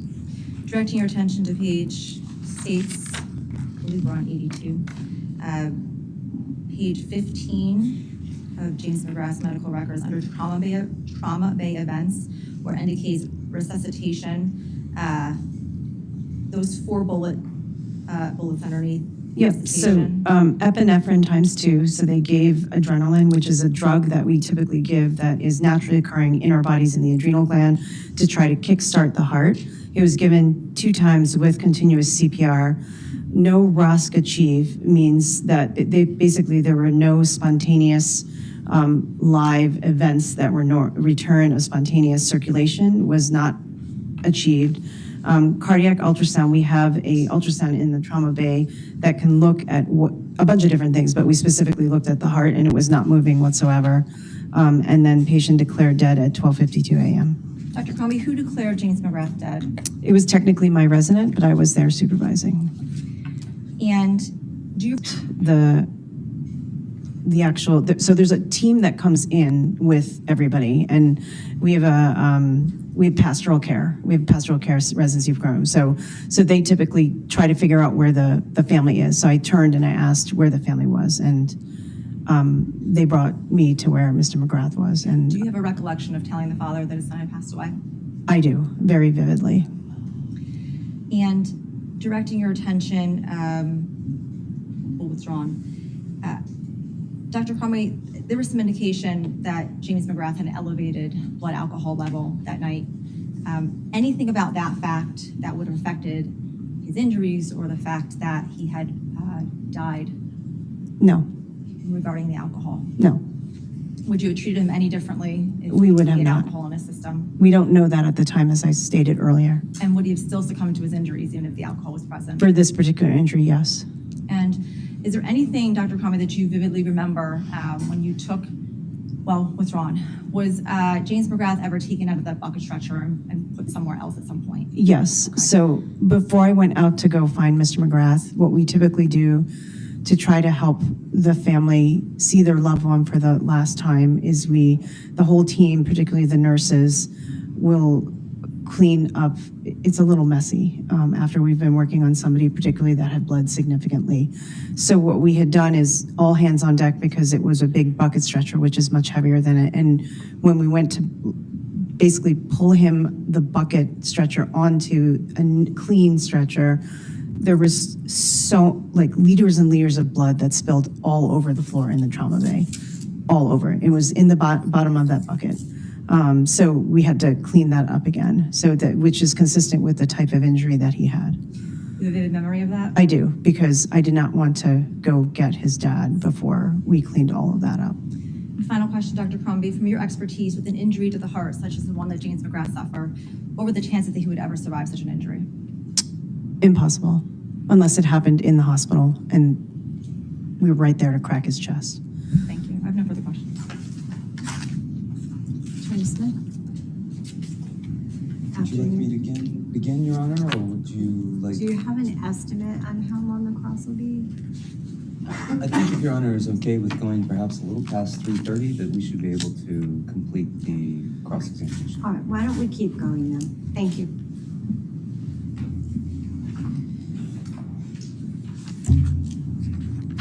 Good afternoon, Dr. Crombie. Good afternoon. We've never met before. We have not.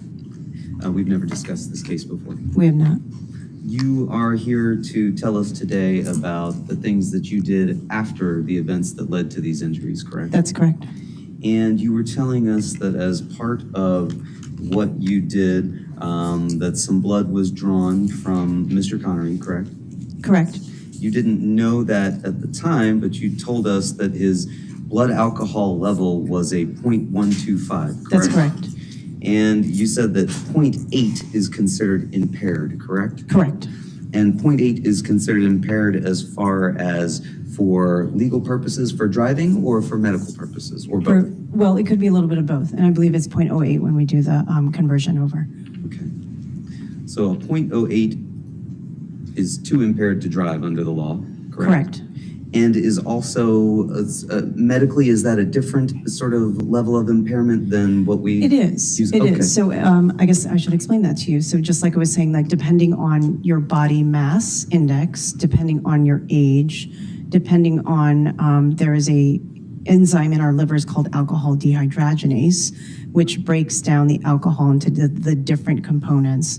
And then the free components are what make us impaired. And depending on how fast those enzymes work, and then the size of our bodies has to do with the depot, and then our bodies, processing through that.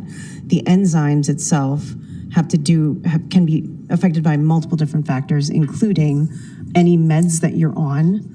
Even if you were to take a Tylenol because you had a sore knee and you were 21 years old, it's going to be a little bit delayed in the metabolism or breakdown of that and clearance of that. In individuals that have a history of utilizing alcohol regularly, they tend to have more of this enzyme around and can clear it quite quickly, so they can seem very functional despite the fact that the legal limit or what's measured is, significant. There are various tables on this, but there's various different things that affect that. But, when this all evolved years ago, legally driving and operating motor vehicles was the 80 deciliters or the 0.08. And in fact, it used to be higher than that, correct? That's correct. 0.10, and it's Yeah. been lowered as That's we've correct. developed more information about the impairment effects of the alcohol, correct? That's correct. And when we have a BAC, that number reflects the amount of alcohol that's already been metabolized and is in the bloodstream at that point, correct? That's correct. And there's a fairly standard sort of metabolism rate for most people. Is that fair to say? In general, yes, but just like I was saying with all of those different factors, and it's kind of like dive tables. They create them based on a bunch of different data, and they come up with the metabolism. It's certain. In an hour it should be this, in an hour it should be this, and another hour it should be this. Have you heard that for a male, about 2 drinks per hour would get you to a 0.08? It's, again, there's some, I have heard that. I don't know if I necessarily think that that's totally accurate, because when you say male, it could be a 5'2" male, it could be a 6'7" male. And it could be somebody that one guy's never had a drink in his life, this guy drinks regularly, so it's completely different. Okay. Age can affect that as well? Age can affect it, yes. And you mentioned a dive table. What's a dive table?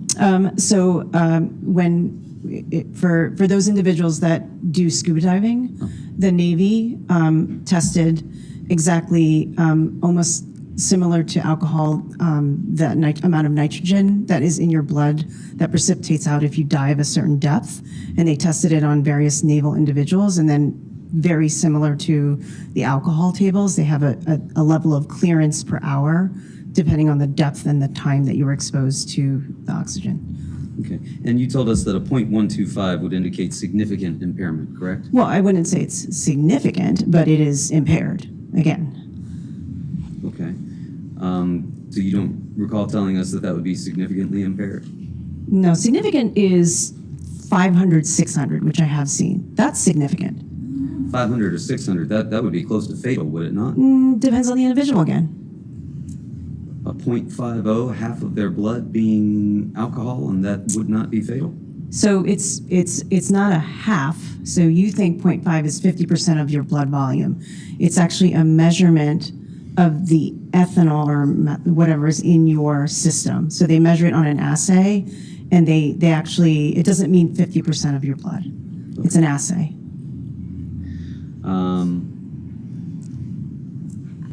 And at a 0.125, you said that may have some effect on his injuries as far as bleeding or things of that nature? It has an effect, exactly what I was explaining before, is that it's a diuretic. So what that means is that he's legally drunk. Level of impairment, as we've just discussed, depends on the individual. But what doesn't depend on the individual is that alcohol signals you to pee out and override your kidney's regular homeostasis. So how that can affect your injuries is that if you're already dry to begin with, you have a certain blood alcohol level that your body's trying to clear. I'm assuming they aren't drinking water in between the alcohol that they're drinking. He's bleeding, and then in addition to that, his kidneys are peeing out, taking some of the intravascular volume out of his body. So that can affect your injuries. Okay. At 0.125, would you also expect that to affect his ability to accurately describe how he'd come by these injuries? Again, it depends. Could When affect I his when I examined him, he was telling me exactly what was described to him.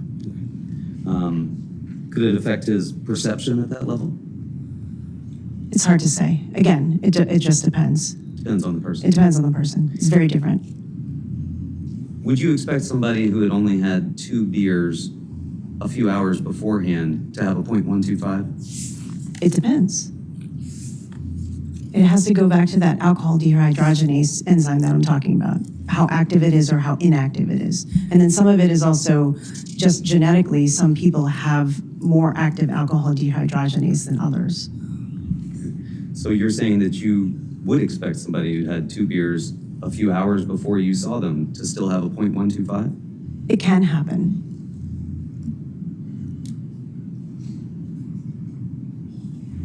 Just 2 beers to get us to 0.125, Depends on the individual. even if it was a number of hours beforehand. It depends. How do you know it was 2 hours before? If that's what the person said. It's hard to say. It is hard to say, isn't it? It would be unusual. Would you agree with that? I wouldn't say it's unusual, but it's possible. And we also talked about a 0.20 blood alcohol content level. You recall that? I do. That is more than twice the legal level of impairment of It is. 0.08, correct? And would you consider that to be a significant level of impairment? It depends on the individual. So if it's a 6'8" football player, maybe not. When you say if it was a 6'8" football player, why would a 0.20 not be significant impairment? So again, the way that the law, and I didn't make the law, deemed it is they took an average of individuals' impairments and they measured what their deciliter was. They did a bunch of tests and they said, do this cognitively, move this way.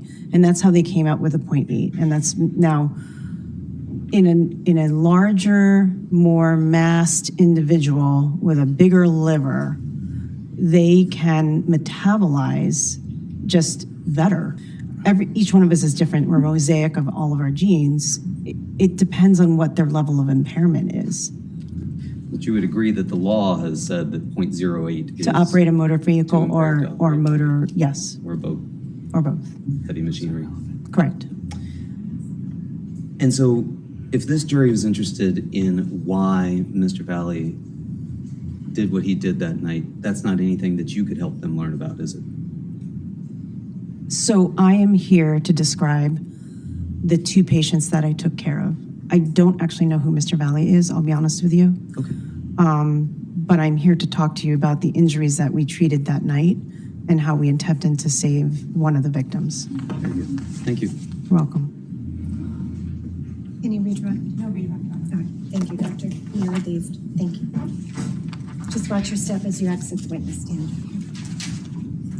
Thank you.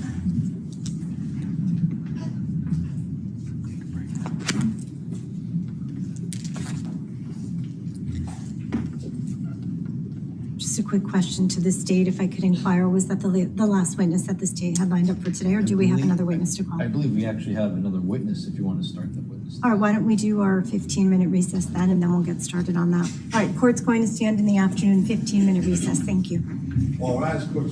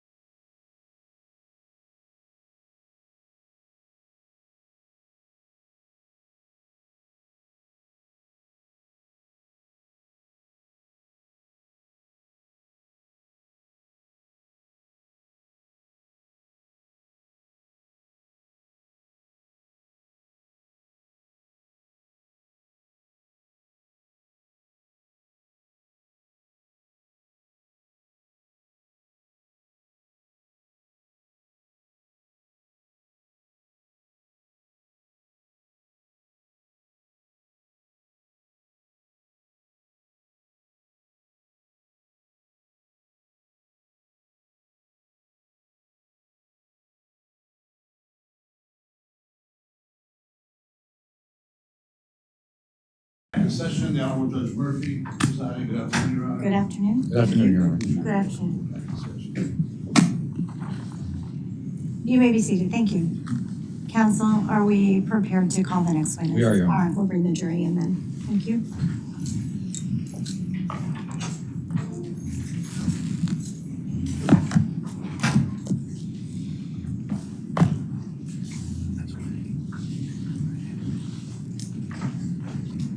Counsel, I would plan to stop at quarter of. That's fine, Your Honor. Yes, I can probably take us to the quarter. Okay.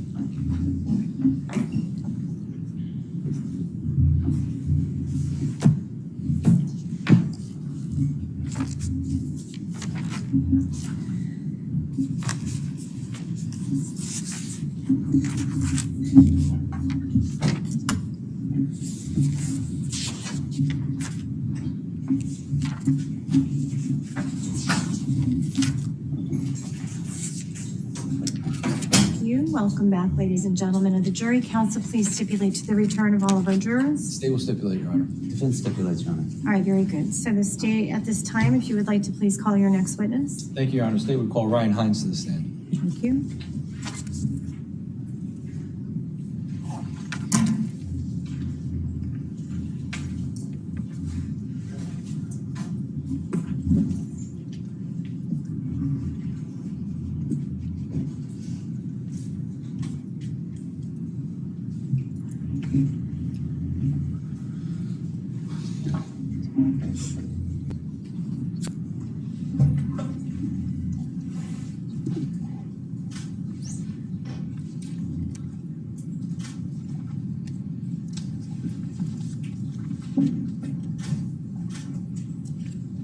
Good afternoon.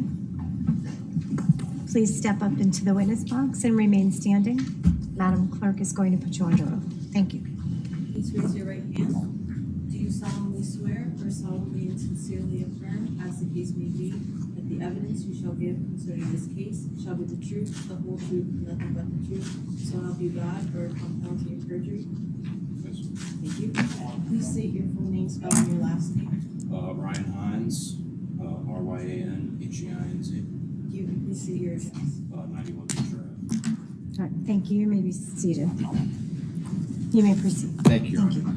Ryan, do me a favor. Just sit close to that microphone and keep your voice up, because the acoustics in this courtroom is not too good. Thank you. Good afternoon. Good afternoon. Can you please tell the ladies and gentlemen of the jury how old you are? I'm 19 years old. And you go to school? Yeah, I'm going to be attending Alfred State University in the fall. And what are you going to study? Heavy machinery operations. And prior to Alfred State University, were you in school? I just ended a postgraduate year at Bridgeton Academy. And did you play any sports? Yeah, I played football there. And are you working for the summer? Yes, I am. What are you doing? I'm working at the UPS store in Fairfield. Now, prior to your testimony today, have you and I met? Yes, we have. About how many times? 3, 4. And why did we meet? To talk about today. And I want to direct your attention to May 14th of 2022. Mm-hmm. How old were you back then? I was 16 years old. And did you go to school? Yes, I did. Where did you go to school? I was in Shelton High School. And did you play any sports? Yeah, I played football and baseball. And what year in school were you back then? I was a sophomore at the time. Were you a rising sophomore, or were you ending your sophomore? I was ending my sophomore year. So I want to direct your attention to earlier on in the day on May 14th of 2022. Mm-hmm. You familiar with Griffin Marcinzik? Yes, I am. How do you know Griffin? Griffin's a really good friend of mine. Ever since I moved to Shelton, he's been one of my first buddies. And did you and Griffin hang out somewhere earlier in the day on May 14th of 2022? Yeah, I think we hung out at his house for a little bit that day. Around what time would you say you were at his house? Getting closer to the evening time. And at some point, did you leave his house? Yes, I did. And where did you guys go? Natalia Rizdik's house. And how did you get to Natalia Ridzik's house? I believe we walked. And is it close? Yeah, it's only 2-3 streets away. And when you got to Natalia Ridzik's house, what kind of things were you guys doing there? Just sat down, hanging out. She had a couple people over. It was no more than like eight of us there. Now, were you guys drinking alcohol? Yes, we were. And, were you drinking? Yes, I was. And how much were you drinking? I would say at her house, no more than 2 beers. Did you drink at Griffin's house prior to going to Natalia's house? No, I didn't. When you went to Natalia's house, did you bring any alcohol with you? Yes, I did. And what did you have with you? I had a 12-pack of Bud Light with me. And you said you drank 2 beers out of that Bud Light? Yeah. Okay. And how long would you say you were at Natalia Ridzik's house for? 30, 40 minutes, something like that. And at some point in time, did you and Griffin leave Natalia's house? Yes, we did. Why did you leave Natalia's house? Because we were invited to Austin Leifer's house. And do you know where Austin Leifer's house is? Yes, it's on Lazy Brook. And did you in fact go to Lazy Brook Road? Yes, we did. And how did you get there? Tanner Chernowski drove us there. And when Tanner Chernowski drove you there, was it just you and Griffin? Yeah. And at some point in time, did he drop you off? Tanner, yeah, he At dropped us Lazy off. Brook Road. Around what time do you think he dropped you off? Gosh. Around like 7, 8 o'clock, somewhere around there. And around 7, 8 o'clock, what was the lighting up like out? It was still daylight out. And at some point in time, was it getting dark? Yeah. And when you got to Lazy Brook Road, can you tell the ladies and gentlemen of the jury what happened when you got there? So we showed up there. We were just walking up the driveway, and then the garage door was open, and we just heard music and noise, and we walked into the garage, and that's about as far as we got in. Now, when you got to Lazy Brook Road, were you drinking a beer down the driveway? No, I still was only at 2 beers. And you say you got as far as the garage. Why did you only get as far as the garage? Because as we're about to walk into like what you would like the door from the garage like into the house, there's 3 or 4 people getting kicked out, it seemed like, of that door and getting told to leave. And do you know who those people were? At the time, no. Do you know who they are now? Yes, I do. And who were they? The defendant, Jack Snyder, and Tyler Silva. And you say the defendant. Who is the defendant? Raul Valle. And is Raul Valle in the courtroom today? Yes, he is. And what is he wearing? Black suit. And can you please point him out for the record? He's right there. Your Honor, may the record reflect that the witness has identified the defendant in this case? Court will allow the record to reflect that the witness has identified Mr. Valley. Thank you. Now, when you say you were trying to get into the house and the defendant and his friends were what you deemed being kicked out of the party, tell me what happened at that time.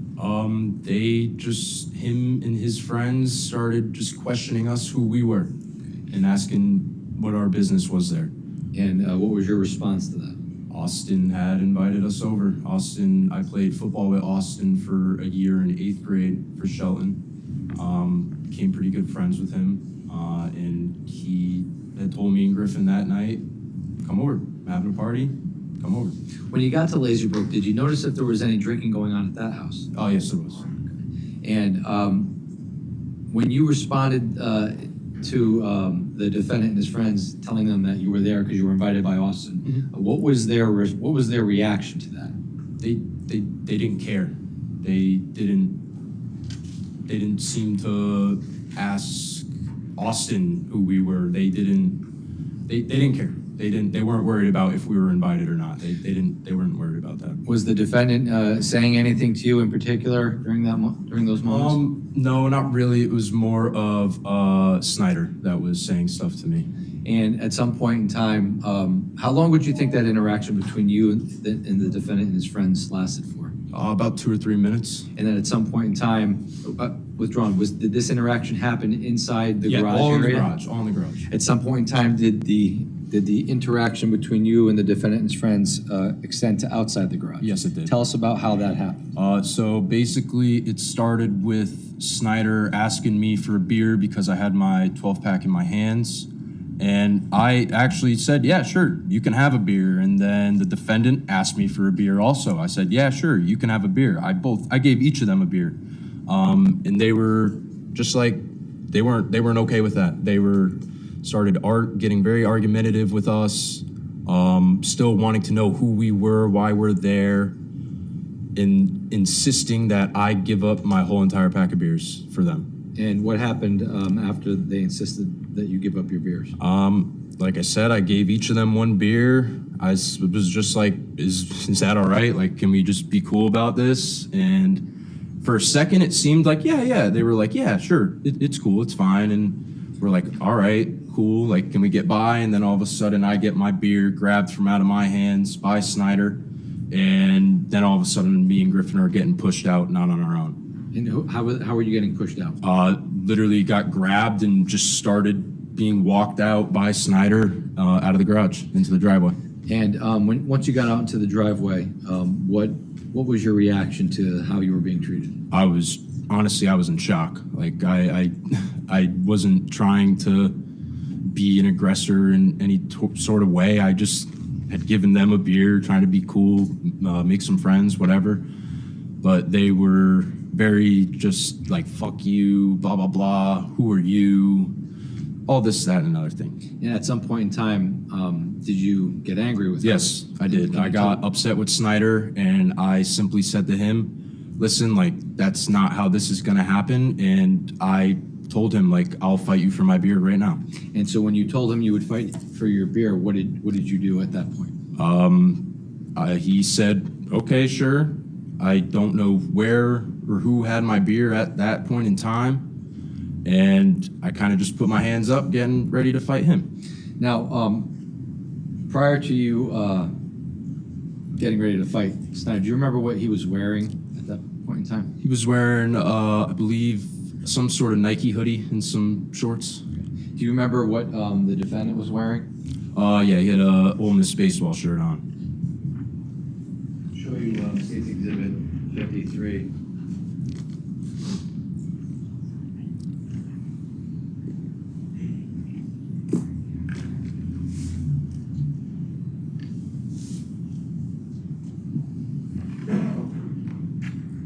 Show you State's 53. Is this what you recall the defendant and Snyder looking like that night? Yes. You see that the defendant has some helmet on? Yeah, Did he have that on when you initially talked? whole time. Okay. And he has some type of neck pillow on? Yeah. Did he have that on when you spoke to him in the garage? I don't recall. Okay. So when you get out into the driveway, you square it up with Jack. What does that mean, you square it up? I put my fists up, like, just kind of saying, all right, let's go. Let's do this. And did Jack, in fact, put his hands up? Yes, he did. And at some point in time, what happened after that? I'm kind of looking at Jack, just like kind of walking closer to him, like about to go and punch him. But then it happened so fast where I get hit, like right here, I get hit. And I'm thinking it's Jack that hit me. Like, it happened so fast, but then I'm like, whoa, like, he's far away. But it just, instincts took over, and I just went and tackled Snyder to the ground. And at some point in time, how long would you say the fight lasted for? 30 seconds. And do you know who you were fighting with at that moment? I was just trying to fight Snyder. And do you know if anybody else was fighting with you? I felt a lot of blows to the back of my head multiple times, over and over, repeated, getting like what felt like being punched in the back of my head many times while I was just on top of Snyder. And then all of a sudden I'm getting ripped off by my neck, and that was about it. I'm going to show you what's been marked as State Exhibit 58.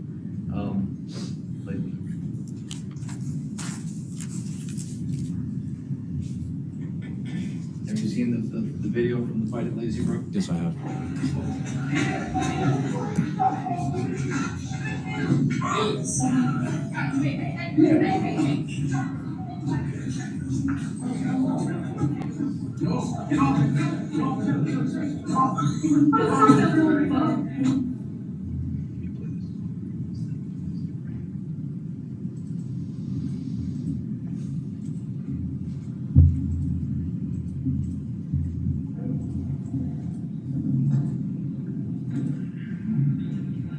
Stop right there.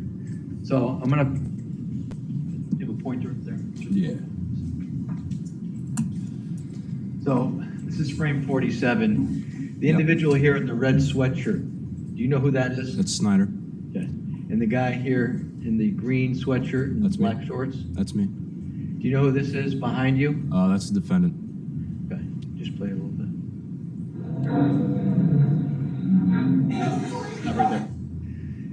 frame 100, this individual right here to the left, do you know who that is? That's De Silva. Now, after this fight ended, what did you do? I got my beer back and I left. Do you know how you got your beer back? I believe the lifer's mother gave it back to me. And was there any arguing back and forth going on after this fight ended? No. You just grabbed your beer and you took off? Yep. Now, when this fight occurred, do you know whether or not, would you recall where Griffin was at the time? He was like, I don't know. You can't see him in the video. No, he's not in the video. He's like over to the right more. Like, But he you was kind of close. see where those people are standing behind it to the right. Yep. He's like a little bit more behind them and to the right. I don't know. I think somebody like grabbed him and like held him back, not letting him. But in other words, he was close to see what was going on, right? Yes, Griffin definitely saw. Now, at some point in time, you grabbed your beer. What did you do? Walk up the driveway? We'll walk down the driveway. Walk down the driveway, excuse me. Okay, when you walked down the driveway, what did you do when you got to the end of the driveway? Me and Griffin were kind of just standing there like, well, we got to leave, but we don't have a ride or anything like that. But then I can remember there were girls down at the bottom of the driveway and they offered to give us a ride home. Showing you states 59. See that? Do you see states 59? Yes, I do. Who's this individual in the back here? That's me. That's you. Yep. And was this picture taken before or after the fight? Oh, that's after. And can you see, if you look close enough, looks like you have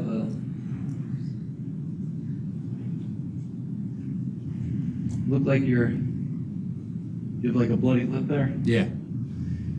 Who's this individual here to the left of you? That's Griffin. Okay. And did you know any of these girls that night when you walked down the driveway? I did not know. Why were you involved in this picture? I don't know. Because somebody else took it? Yeah. Did you get a ride home from Lazy Brook after this picture was taken? Yes. Who took you? One of these girls. Okay. And where did they take you? Back to Natalia's house. And when you were at Natalia's house, did you drink any alcohol there? I don't know. I didn't. How long would you say you were at Natalia's house after they gave you a ride there? How long 10 were you there? minutes. 10 minutes? Now, at some point in time between Lazy Brook and Natalia's house, did you become aware of a group chat that had started? Yes. And tell us about that. That was a group chat that I had been added to a week or two prior, actually. Why were you added to it? Do you know why? I really don't know, to be honest. My buddy Michael Kinnick added me to it. It was his little like basketball group chat to go play at the community center with some buddies. And I just remember that group chat, like there would be a lot of shit talking that happened in that group chat, like all the time. And he just one day added me to it and was just like, talk some shit to these kids, blah, blah, blah. That's really all I remember. Now, do you know whether or not the group chat involved any of withdrawn? The individuals that you just got into an altercation with back at Lazy Brook, did they go to school with you? Just Griffin. Griffin went to school with you, but did the defendant go to school with you? No. Do you know where he went to He school? went to St. Joe's. What about Jack Snyder? He went to St. Joe's as well. What about Tyler De He Silva? went to St. Joe's. Do you know if any of the girls in this picture here States 59, do you know if any of the girls in this picture, did you go to school with any of these girls? No. Do you know where they went to school? I believe St. Joe's. Okay. Now, in this group chat, were you aware as to whether or not individuals from St. John in the group chat when you were driving from Lazy Brook to to Natalia's house had anything to do with what had just happened at Lazy Brook? No. Were you in fact involved in the group chat from Lazy Brook to Natalia's house? Not that I recall, no. Do you know whether or not Griffin was at that point? Not that I recall. So when you get to Natalia's house, you said you're there for 10 to 15 minutes? Yeah. And at some point in time, you leave Natalia's house? Yes, I did. Why? Charlie came and picked us up. Charlie who? Connery, And how do you know Charlie Connery? good friend of mine. And did you go to high school with him? Yes, I did. Now, at some point in time, after you leave Lazy Brook, when you get to Natalie's house, do you text message anybody about what happened to you at Lazy Brook? No, everybody like already knew for some reason. Like I didn't go around telling people all this and that about what happened. I didn't really care that much. I didn't tell anybody about it. Everybody just already knew. Well, in fact, at Lazy Brook, did you go there to fight? No, I just came because Austin invited me. Now, so Charlie Connery came and picked you up from Natalia's house. Where did he take you? To the richest house, And when you say the richest house, who's the richest? Tyler Rich. And how do you know Tyler Rich? I just played football with him that past year. Did you go to school with him? Just for like that sophomore year, because due to COVID, like freshman year, all that stuff. So freshman, sophomore year, you could say, yeah, I went to school with him. State's Exhibit 5, do you recognize this house? Yes, Whose house is that? Tyler Rich's house. And when you got to Tyler Rich's house, did you go in immediately inside the house? Yes, I did. And how many people would you say were there when you got there? 20 to 30. And when you got there, what kind of things were going on inside the house? I just had like people coming up to me and questioning me like what had happened, just wanted to know what had happened. I wasn't like everybody like I said before, they already knew. I don't know how they knew, but they knew what had happened, and I just simply explained to the people that asked me what had happened. And did you in fact tell them what happened at Lazy Brook? Yes, I did. Now, when you were, aside from what you told people happened at Lazy Brook, what other things were going on inside Tyler Rich's house? Conversation. People hanging out? Yeah. Were people drinking alcohol? Yes. Did you see who was drinking alcohol, or was it just kind of just there and people you Yeah. saw? It was just What kind of alcohol was being consumed? Do you remember? just beers or a seltzer, something like that. Did you bring your beer Yes. or what was left of them with you to Tyler Rich's house? Yes, I did. Did you in fact drink any alcohol when you were at Tyler Rich's house? One. Beer? Yeah. Now, when you got to Tyler Rich's house, how did you enter the house? Do you remember? Through the cellar side doors. And do you recall where the cellar side doors are? Yeah, it's on the right of the house. So if I'm,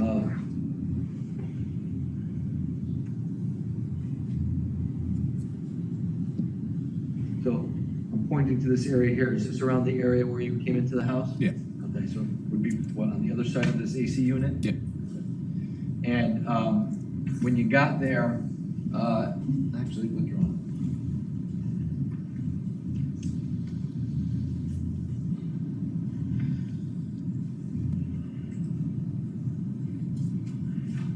Showing you states 54. Do you know who that is? It's Faison. And how do you know Faison? Just went to school with him and played a season of football with him. Do you know whether or not Faison was at Tyler Rich's house when you got there? I don't know. Or was he there at some point in the Yes. night? Showing you states 55. Do you know who that is? Yeah, Who is that? that's Tommy Connery. And how do you know Tommy? He's Charlie's older brother. And was he there when you got to Tyler Rich's house? I believe so. I wasn't really looking around to see who was there, who wasn't there, but yeah, I believe You he said was. there were 30 people there. Yeah, he was there. Did you take into account every single person that was at Tyler Rich's house No. that night? But do you recall seeing Tommy there? Yeah. Showing you states 57. You know who this is a picture of? Yes, Who is that? that's Jimmy McGrath. And how do you know Jimmy McGrath? I'd met him one time previously at Tyler's house, I think a few months beforehand. That's really my only relation with Jimmy. Do you recall seeing Jimmy at Tyler's house? Yes, actually, I remember talking to him. Actually, he was one of the first people I did talk to when I got there. He was asking me what had happened that night. Leesburg is. Exactly, yep. Exhibit 56, who's that? Me, And do you know when this picture was taken? in the hospital.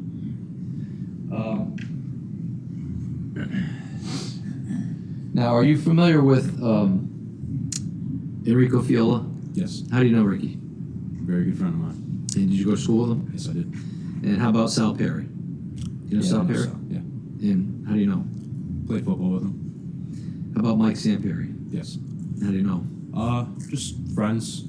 Like, just got to meet him when I first got to Shelton. We became good friends. He went to a different high school, but we still remained good friends. How about Alex Bernston? I'd met him like 2 or 3 times prior, just when I was with Tanner, hanging out with him. Alex would come around every now and then. Now, the individuals I just mentioned, were they all at Tyler Rich's party? Do you remember seeing them? Yes. Now, after you got to Tyler Rich's house and you were telling people what had happened, did you guys kind of just hang out for a little bit? Yeah. Do you know whether or not this basketball group chat, Was this going on at the time? Yeah, like I wasn't really too involved in it, but I was feeling the notifications going off in my pocket on my phone. I felt the buzz going off on my phone, and I knew there was stuff being said in there. I just don't know what was being said exactly. Do you know who was saying anything? You don't know? You No. just, did you glance at it and say, oh, that's the I would chat? just look at it and be like, oh, whatever, put it back in my pocket. Now, at some point in the night, did individuals show up to Tyler Rich's house that weren't invited? Yes. Okay, and how long would you say you were at Tyler Rich's house before that happened? 10, 15 minutes. And how were you made aware that these individuals showed up to Tyler Rich's house? Everybody was just like, they're here. They showed up, and people started walking outside. Were you made aware of it through other individuals in the house, or were you also made aware of it through the group chat? Just other individuals in the house. And when you were made aware that they were here, what did you do as a result? Walked outside. And how did you walk outside? Through the cellar doors that I came in from. And when you walked outside, I'm going to show you this exhibit here, states 49. When you walked outside, can you tell us, where did you walk from the house? Through the side where the cellar doors are, and then kind of through the driveway, and then the car was parked roughly right in front of the driveway. So if I correct, you walked this way, for all intents and purposes with this exhibit, there's a blue truck here. Yeah. You walked down the driveway, Mm-hmm. and you're saying the car was parked somewhere in front of the driveway? Yeah, maybe a little bit farther back, but yeah, right about there. Was it parked on the side of the road? The middle? No, it was more like right in the middle of the road. So was the car parked somewhere around here? Yeah. Okay, so if the record can reflect, the lower portion of this exhibit, just to the left of the trees on the right side of Laurel Glen Road, towards the middle of the road. Noted for the record, thank you. And when you saw this car on the road, what did you notice about it? Did you notice what type of car it was? Yeah, it was an SUV. And showing you State's Exhibit 30, does that seem to be what you saw that night? Yes.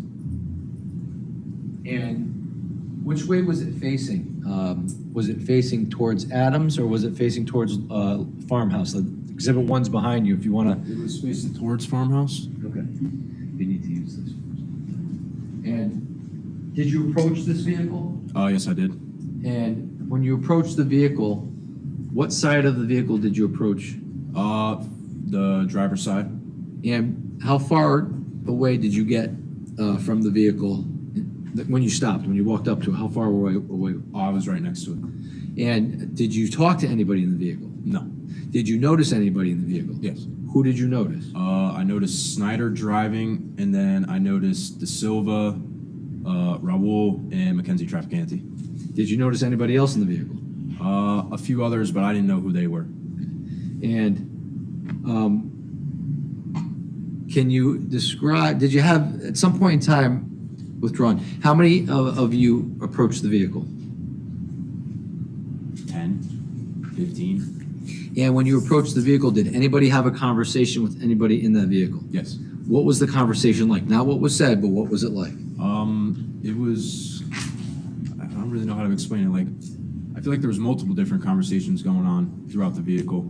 Like, I feel like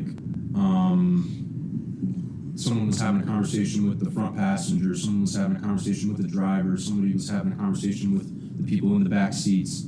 So I'm not really too sure what was said, but it was, the overall tone of it was totally like chill and like normal, and then there were parts of it that were aggressive And why did it get aggressive? because they had jumped me. And did you say anything to anybody when you were there? No, not that I recall. Do you recall if the defendant said anything to anybody? No. Tell the ladies and gentlemen of the jury what happened when it was getting aggressive. Cans started getting thrown at the car, and then the car started whipping up and down the road. Now, when you say cans got thrown at the car, who threw cans? Multiple different people. Did you throw any cans? Yes, I did.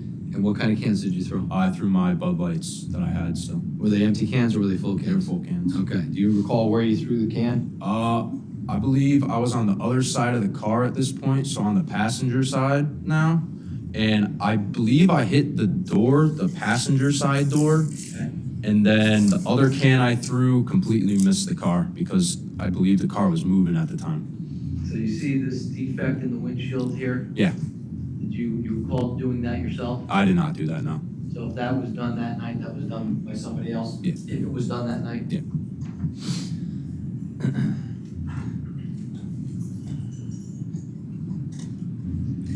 Now,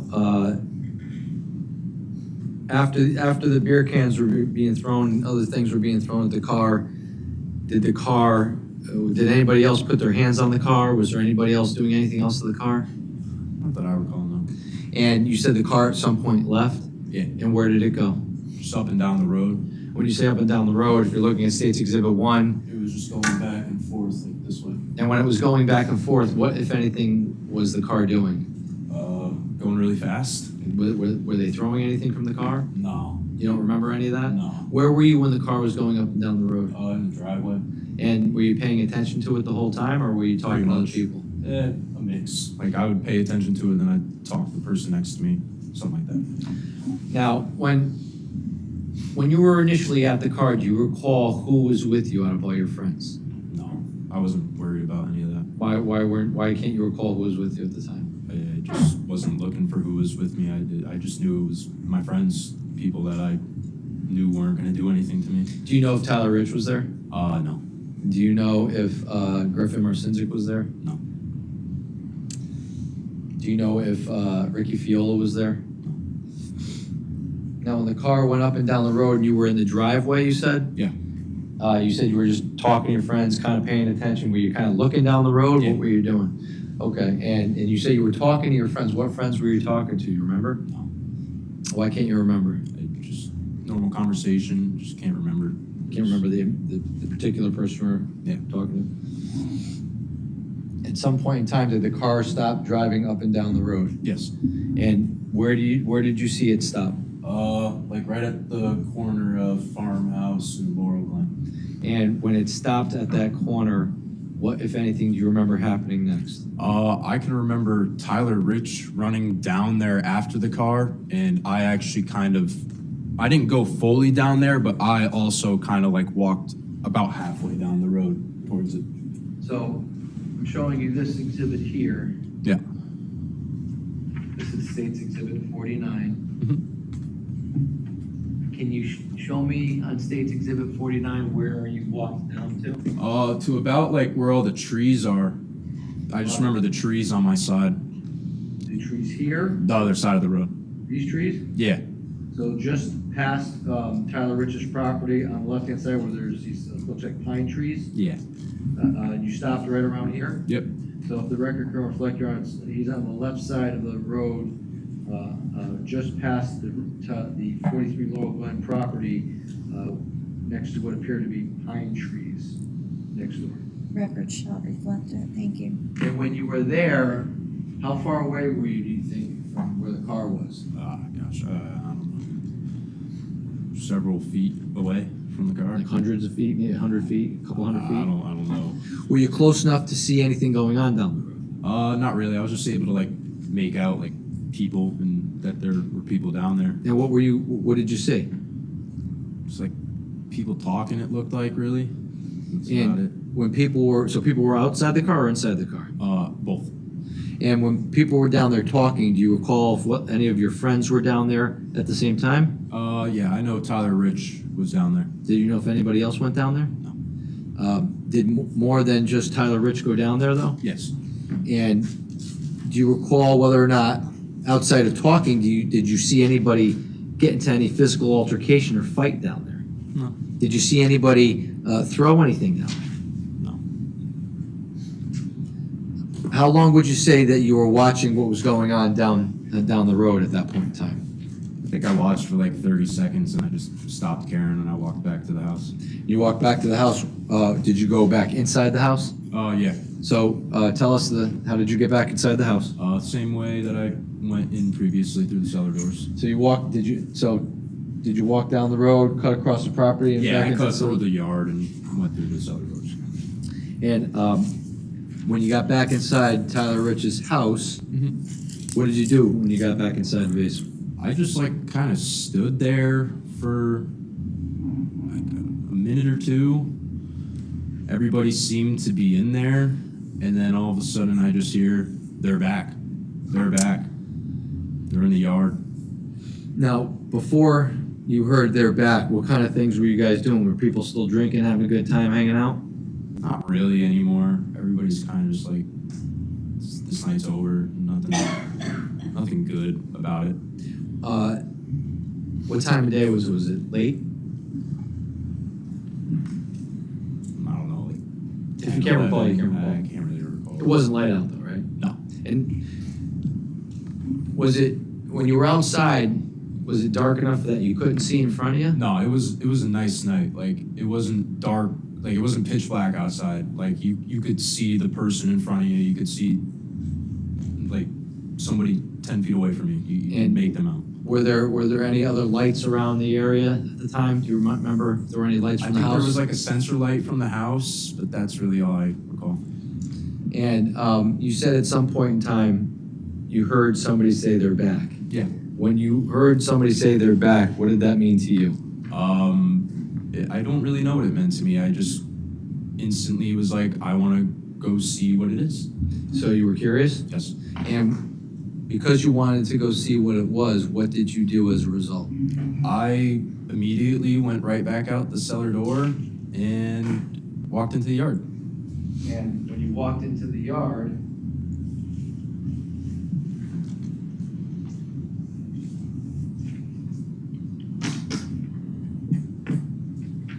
showing you State's Exhibit 5, where did you go? Do you recall where you went? Can you show me in State's Exhibit 5? I'm somewhere behind like this red bush. Okay. So you're somewhere over here? Yeah. So the record can reflect, I'm pointing to the left side, just behind the red bush. Record can reflect. Thank you. And when you come outside and you're near this bush here, what do you see when you come outside? I see the defendant and then I see DeSilva. And can you tell us on State's Exhibit 5 where you saw them? About the same area. DeSilva was like, if I'm looking at them, DeSilva was behind the defendant to his right a little bit, maybe 3 or 4 feet. So if you're looking this way, Yeah. the Silva's over here? Yeah. Okay, and the defendant is where? Right in front of me. And tell us about your did you have an interaction with these two? Yes. Just tell us about that. So when I walk outside, the defendant had just like put his shirt up over his head. And like, I can't do it right now, but he like put his shirt over his head and was just like quietly, very calmly saying, "Where's Aiden King? Where's Aiden King? I want to see Aiden King." And just kept repeating that over and over again. Did you ask him why he wanted to see Aiden King? I wasn't really worried about it. I didn't care. And what was your reaction when he was asking about where Aiden King was? I just was like, "Don't worry about it. I'm right here. What's your problem? Like, why are you back here?" Yeah, and what was his response? "Where's Aiden King?" And then I caught like, I was like, "Why do you have your shirt on your head like that?" I was saying that, and then I pulled the shirt off of his head, not like hard or anything like that, but I just grabbed it, I pulled it off of his head, And then all of a sudden, like that, it was just a totally different person, and it, like, just got crazy. What do you mean? Like, the defendant was really calm and just quiet, and was just like, "Where's Aiden King? Where's Aiden King? Where's Aiden King?" And like I said, I don't know, I don't care. Like, I'm right here. What's the problem here? Pulling the shirt off of his head, and then the second I pulled the shirt off of his head, just starts freaking out. Like, get very upset and argumentative, and forgot about Aiden King and did worry only about me and the people next to me. And when you say argumentative, what was he doing? Just like getting real fast and just like, oh, like, you took my shirt off my head, like, like there's gonna be a problem now, blah, blah, blah, like, just all types of stuff like that. Do you recall when you were talking to the defendant in the yard, do you recall who was near you at the time? Yeah, Nikki DeJesus and Ty Wood right next to me. And do you recall, if you can, was there anybody near Tyler DeSilva? Oh, no, I wasn't worried or paying attention to Tyler DeSilva at that point in time. And when the defendant started to react the way he did and get crazy, as you said, well, what happened? What if anything happened next? Me, Nikki, and Ty immediately were just like, we're from me to the microphone at this point now, away from him, just looking him right in the eyes, and we're just chirping each other back and forth. And when you say chirping each other, what does that mean? Talking shit. Okay. And how long did that last for? 30 seconds, 45 seconds. At any point during your chirping back and forth, did you ever tell the defendant to leave? No. So after about 30 or 40 seconds, what happens next? Out of nowhere, really, Tyler Rich punched him in the face. Do you know why he punched him in the face? He was on his property. I'm not really sure other than that, though. But how did you see Tyler Rich punch him in the face? I just saw like his fist and just hit him in the face. Come over across. Where was Tyler? I don't know where Tyler was. I just like literally like I was looking the defendant right in his eyes, like right in his face, like that's all I was looking at. I was locked in on that, and Tyler Rich's fist just punches him. How do you know it was Tyler's fist? I figured that out after the fact. So you didn't know it at the time? No, at the time. But it was one of your friends that punched the defendant in the face? Yes. And when that happened, what happened after that? I kind of, it's like weird from there. Like, I just kind of go at the defendant and I punch him in the face like 2 times. And when you did that, did the defendant engage you? Yes, he did. And, can you tell us a little bit about how So he like engaged you? he was stumped, like he's like once when he got punched in the face, he stumbled back and just kind of fell. And then that's where like I kind of like got over him and I punched him in the face, and then all of a sudden I just feel like a weird sharp pain in my side, and I just kind of went like this, and I went like this, and I looked down to this, and I see him with his fist clenched up like this, and kind of like his shoulder and like bicep area right here were like held back by something, but he was going like this. And I'm you can say I was like on top of him at this point, but he's going like this. And I just see like a jabbing motion towards my side, and that's where I felt like the stick right prior. And then all of a sudden I'm just like, I gotta get away, like I gotta get out of here. And I get off and I just walk away. And how many times would you say the defendant hit you? Oh, Do you recall? I mean, I got stabbed 3 times, but I don't know. He was just going and going. Like it was not like he wasn't trying to hit me in a certain spot. It was just jabbing over and over and over, just trying to poke me, basically. And once that happened, you said you had to walk away? Yeah, I just I don't know, like some instinct in me was just like, get up, get off, like get out of there. And when that happened, how did you feel?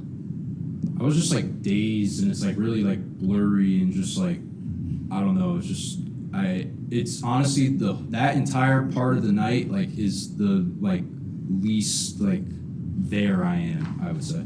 Okay. And at some point in time, what are you doing in the yard after this happens? I realized that De Silva is in a fight with his own like group of people, and I kind of just stood there and watched. And do you recall whether or not you engaged in that fight at all? No. Now, how long would you say that whole fight took place?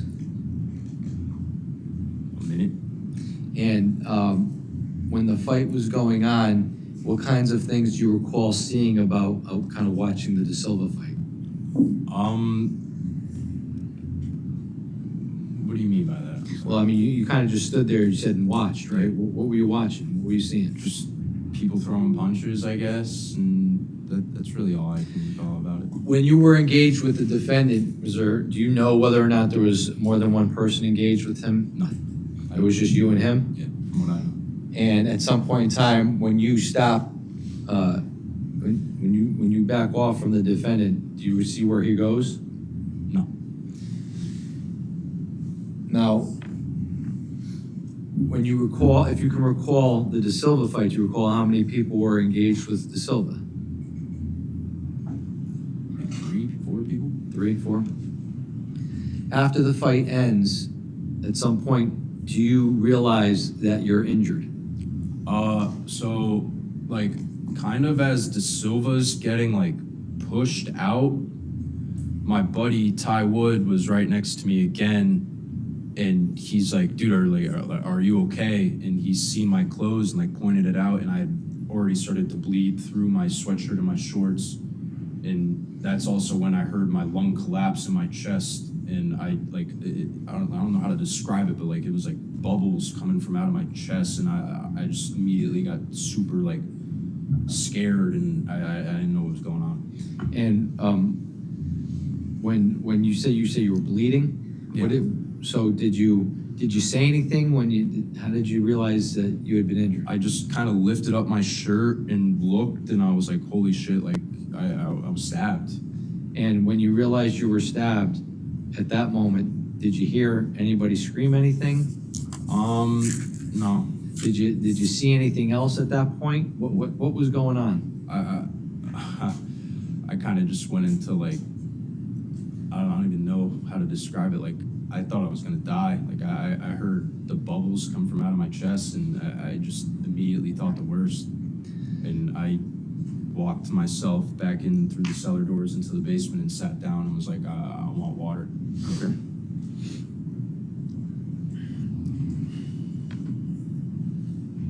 Now, when you were fighting with the defendant, did you have a weapon on you? No. Do you recall if Ty Wood had a weapon on him that night? No. Do you recall if Nikki DeJesus had a weapon on him that night? No, none of my friends carry weapons.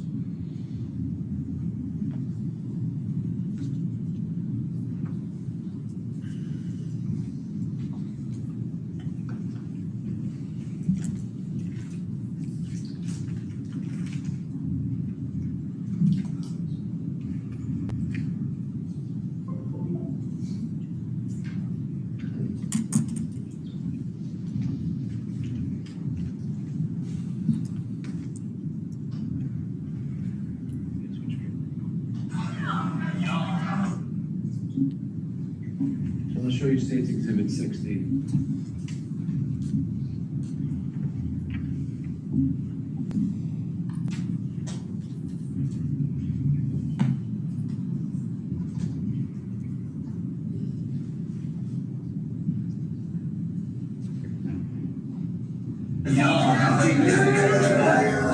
Yes, sir!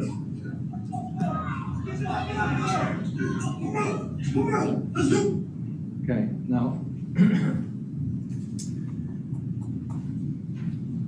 this individual right here on the left, green sweatshirt, do you know who that is? That's me. That's you? Yeah. Do you recall at this moment in time in the video, first of all, have you seen this video before? Yes. And do you recall, based on your recollection of when you were engaging with the defendant, is this video before or after you were already stabbed? This is after I was stabbed. So how is it that you're standing there watching Tyler De Silva, and how is it that you don't know you're stabbed at this point? I just didn't know. Like, I just had so much adrenaline going through me. I was like, this is the point in time where I, like, just something told me in my head, get up, get away from this, like, and that's where I am now. Like that's where I kind of got up, and I kind of just walked and was like, all right. And that's when I realized, like, there was a whole nother fight going on. I didn't even know really there was another fight going on. I really thought it was just me and the defendant. And at some point in time, actually, play the rest of it.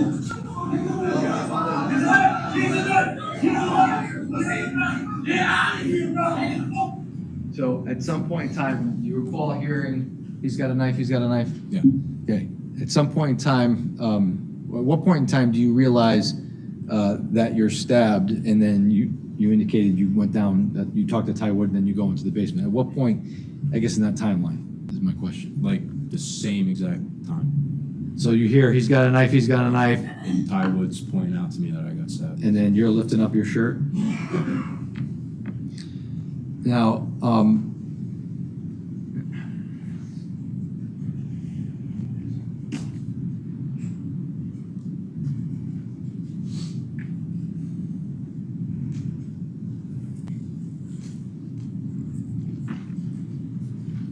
I'll show you State's Exhibit 61.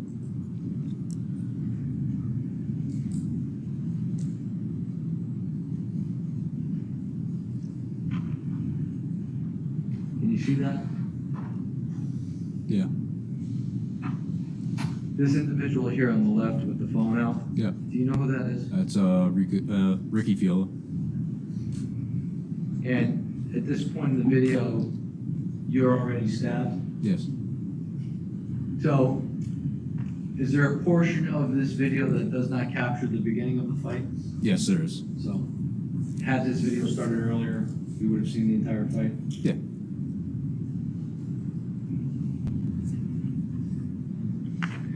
State 63.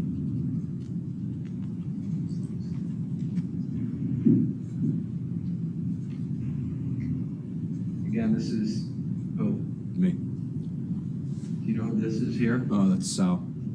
Sal Perry? Yes. This individual here with no shirt on, you know who that Alex. is? Alex Bernston? Mm-hmm. How about this kid here with the red hat? Michael Samperi. And this is, De Silva.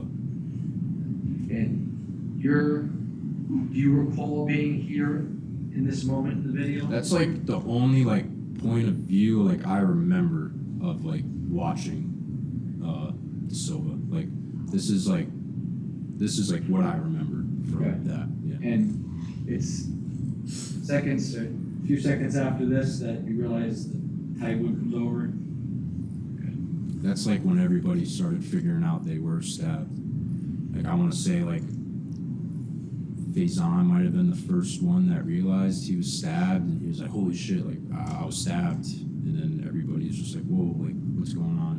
When you realized that you were injured, did you notice if any, aside from Faison, did you notice if anybody else was injured? No, You kind of just lifted your shirt up, went right into the basement, and pretty much. sat down, said, "I need a glass of water." Yeah. Did anybody else follow you into the basement? Some people did, but I back outside because they were like, the ambulances are coming, they're about to be here, you gotta come back outside. But I don't remember who it was. Why don't you remember? It was there was just so much going through my head at that point in time. Like I truthfully thought like I was gonna die. Like it was so hard for me to breathe. I didn't know I had a collapsed lung. I heard those bubbles happen in my chest, and I was just thinking the worst. And I truthfully thought like I was gonna die in that front yard or basement that night. Did you know what was going on at that moment? No, not really. I was just kind of in my own world, just like, don't die, just one breath at a time. Like that's literally what I got down to. By the time I was brought back into the yard and my lung was so like collapsed and stuff, like Could you breathe? like barely. I was like that. Like I barely was able to breathe, and I was just like one breath at a time. Just I literally took it down to seconds. Like I was thinking so small. I was just like, just one step at a time, and I'll make it. I'll be okay, and all that stuff. But yeah, I was just so in my own world, just thinking about life and my life to that point in time. I truthfully thought I was gonna die.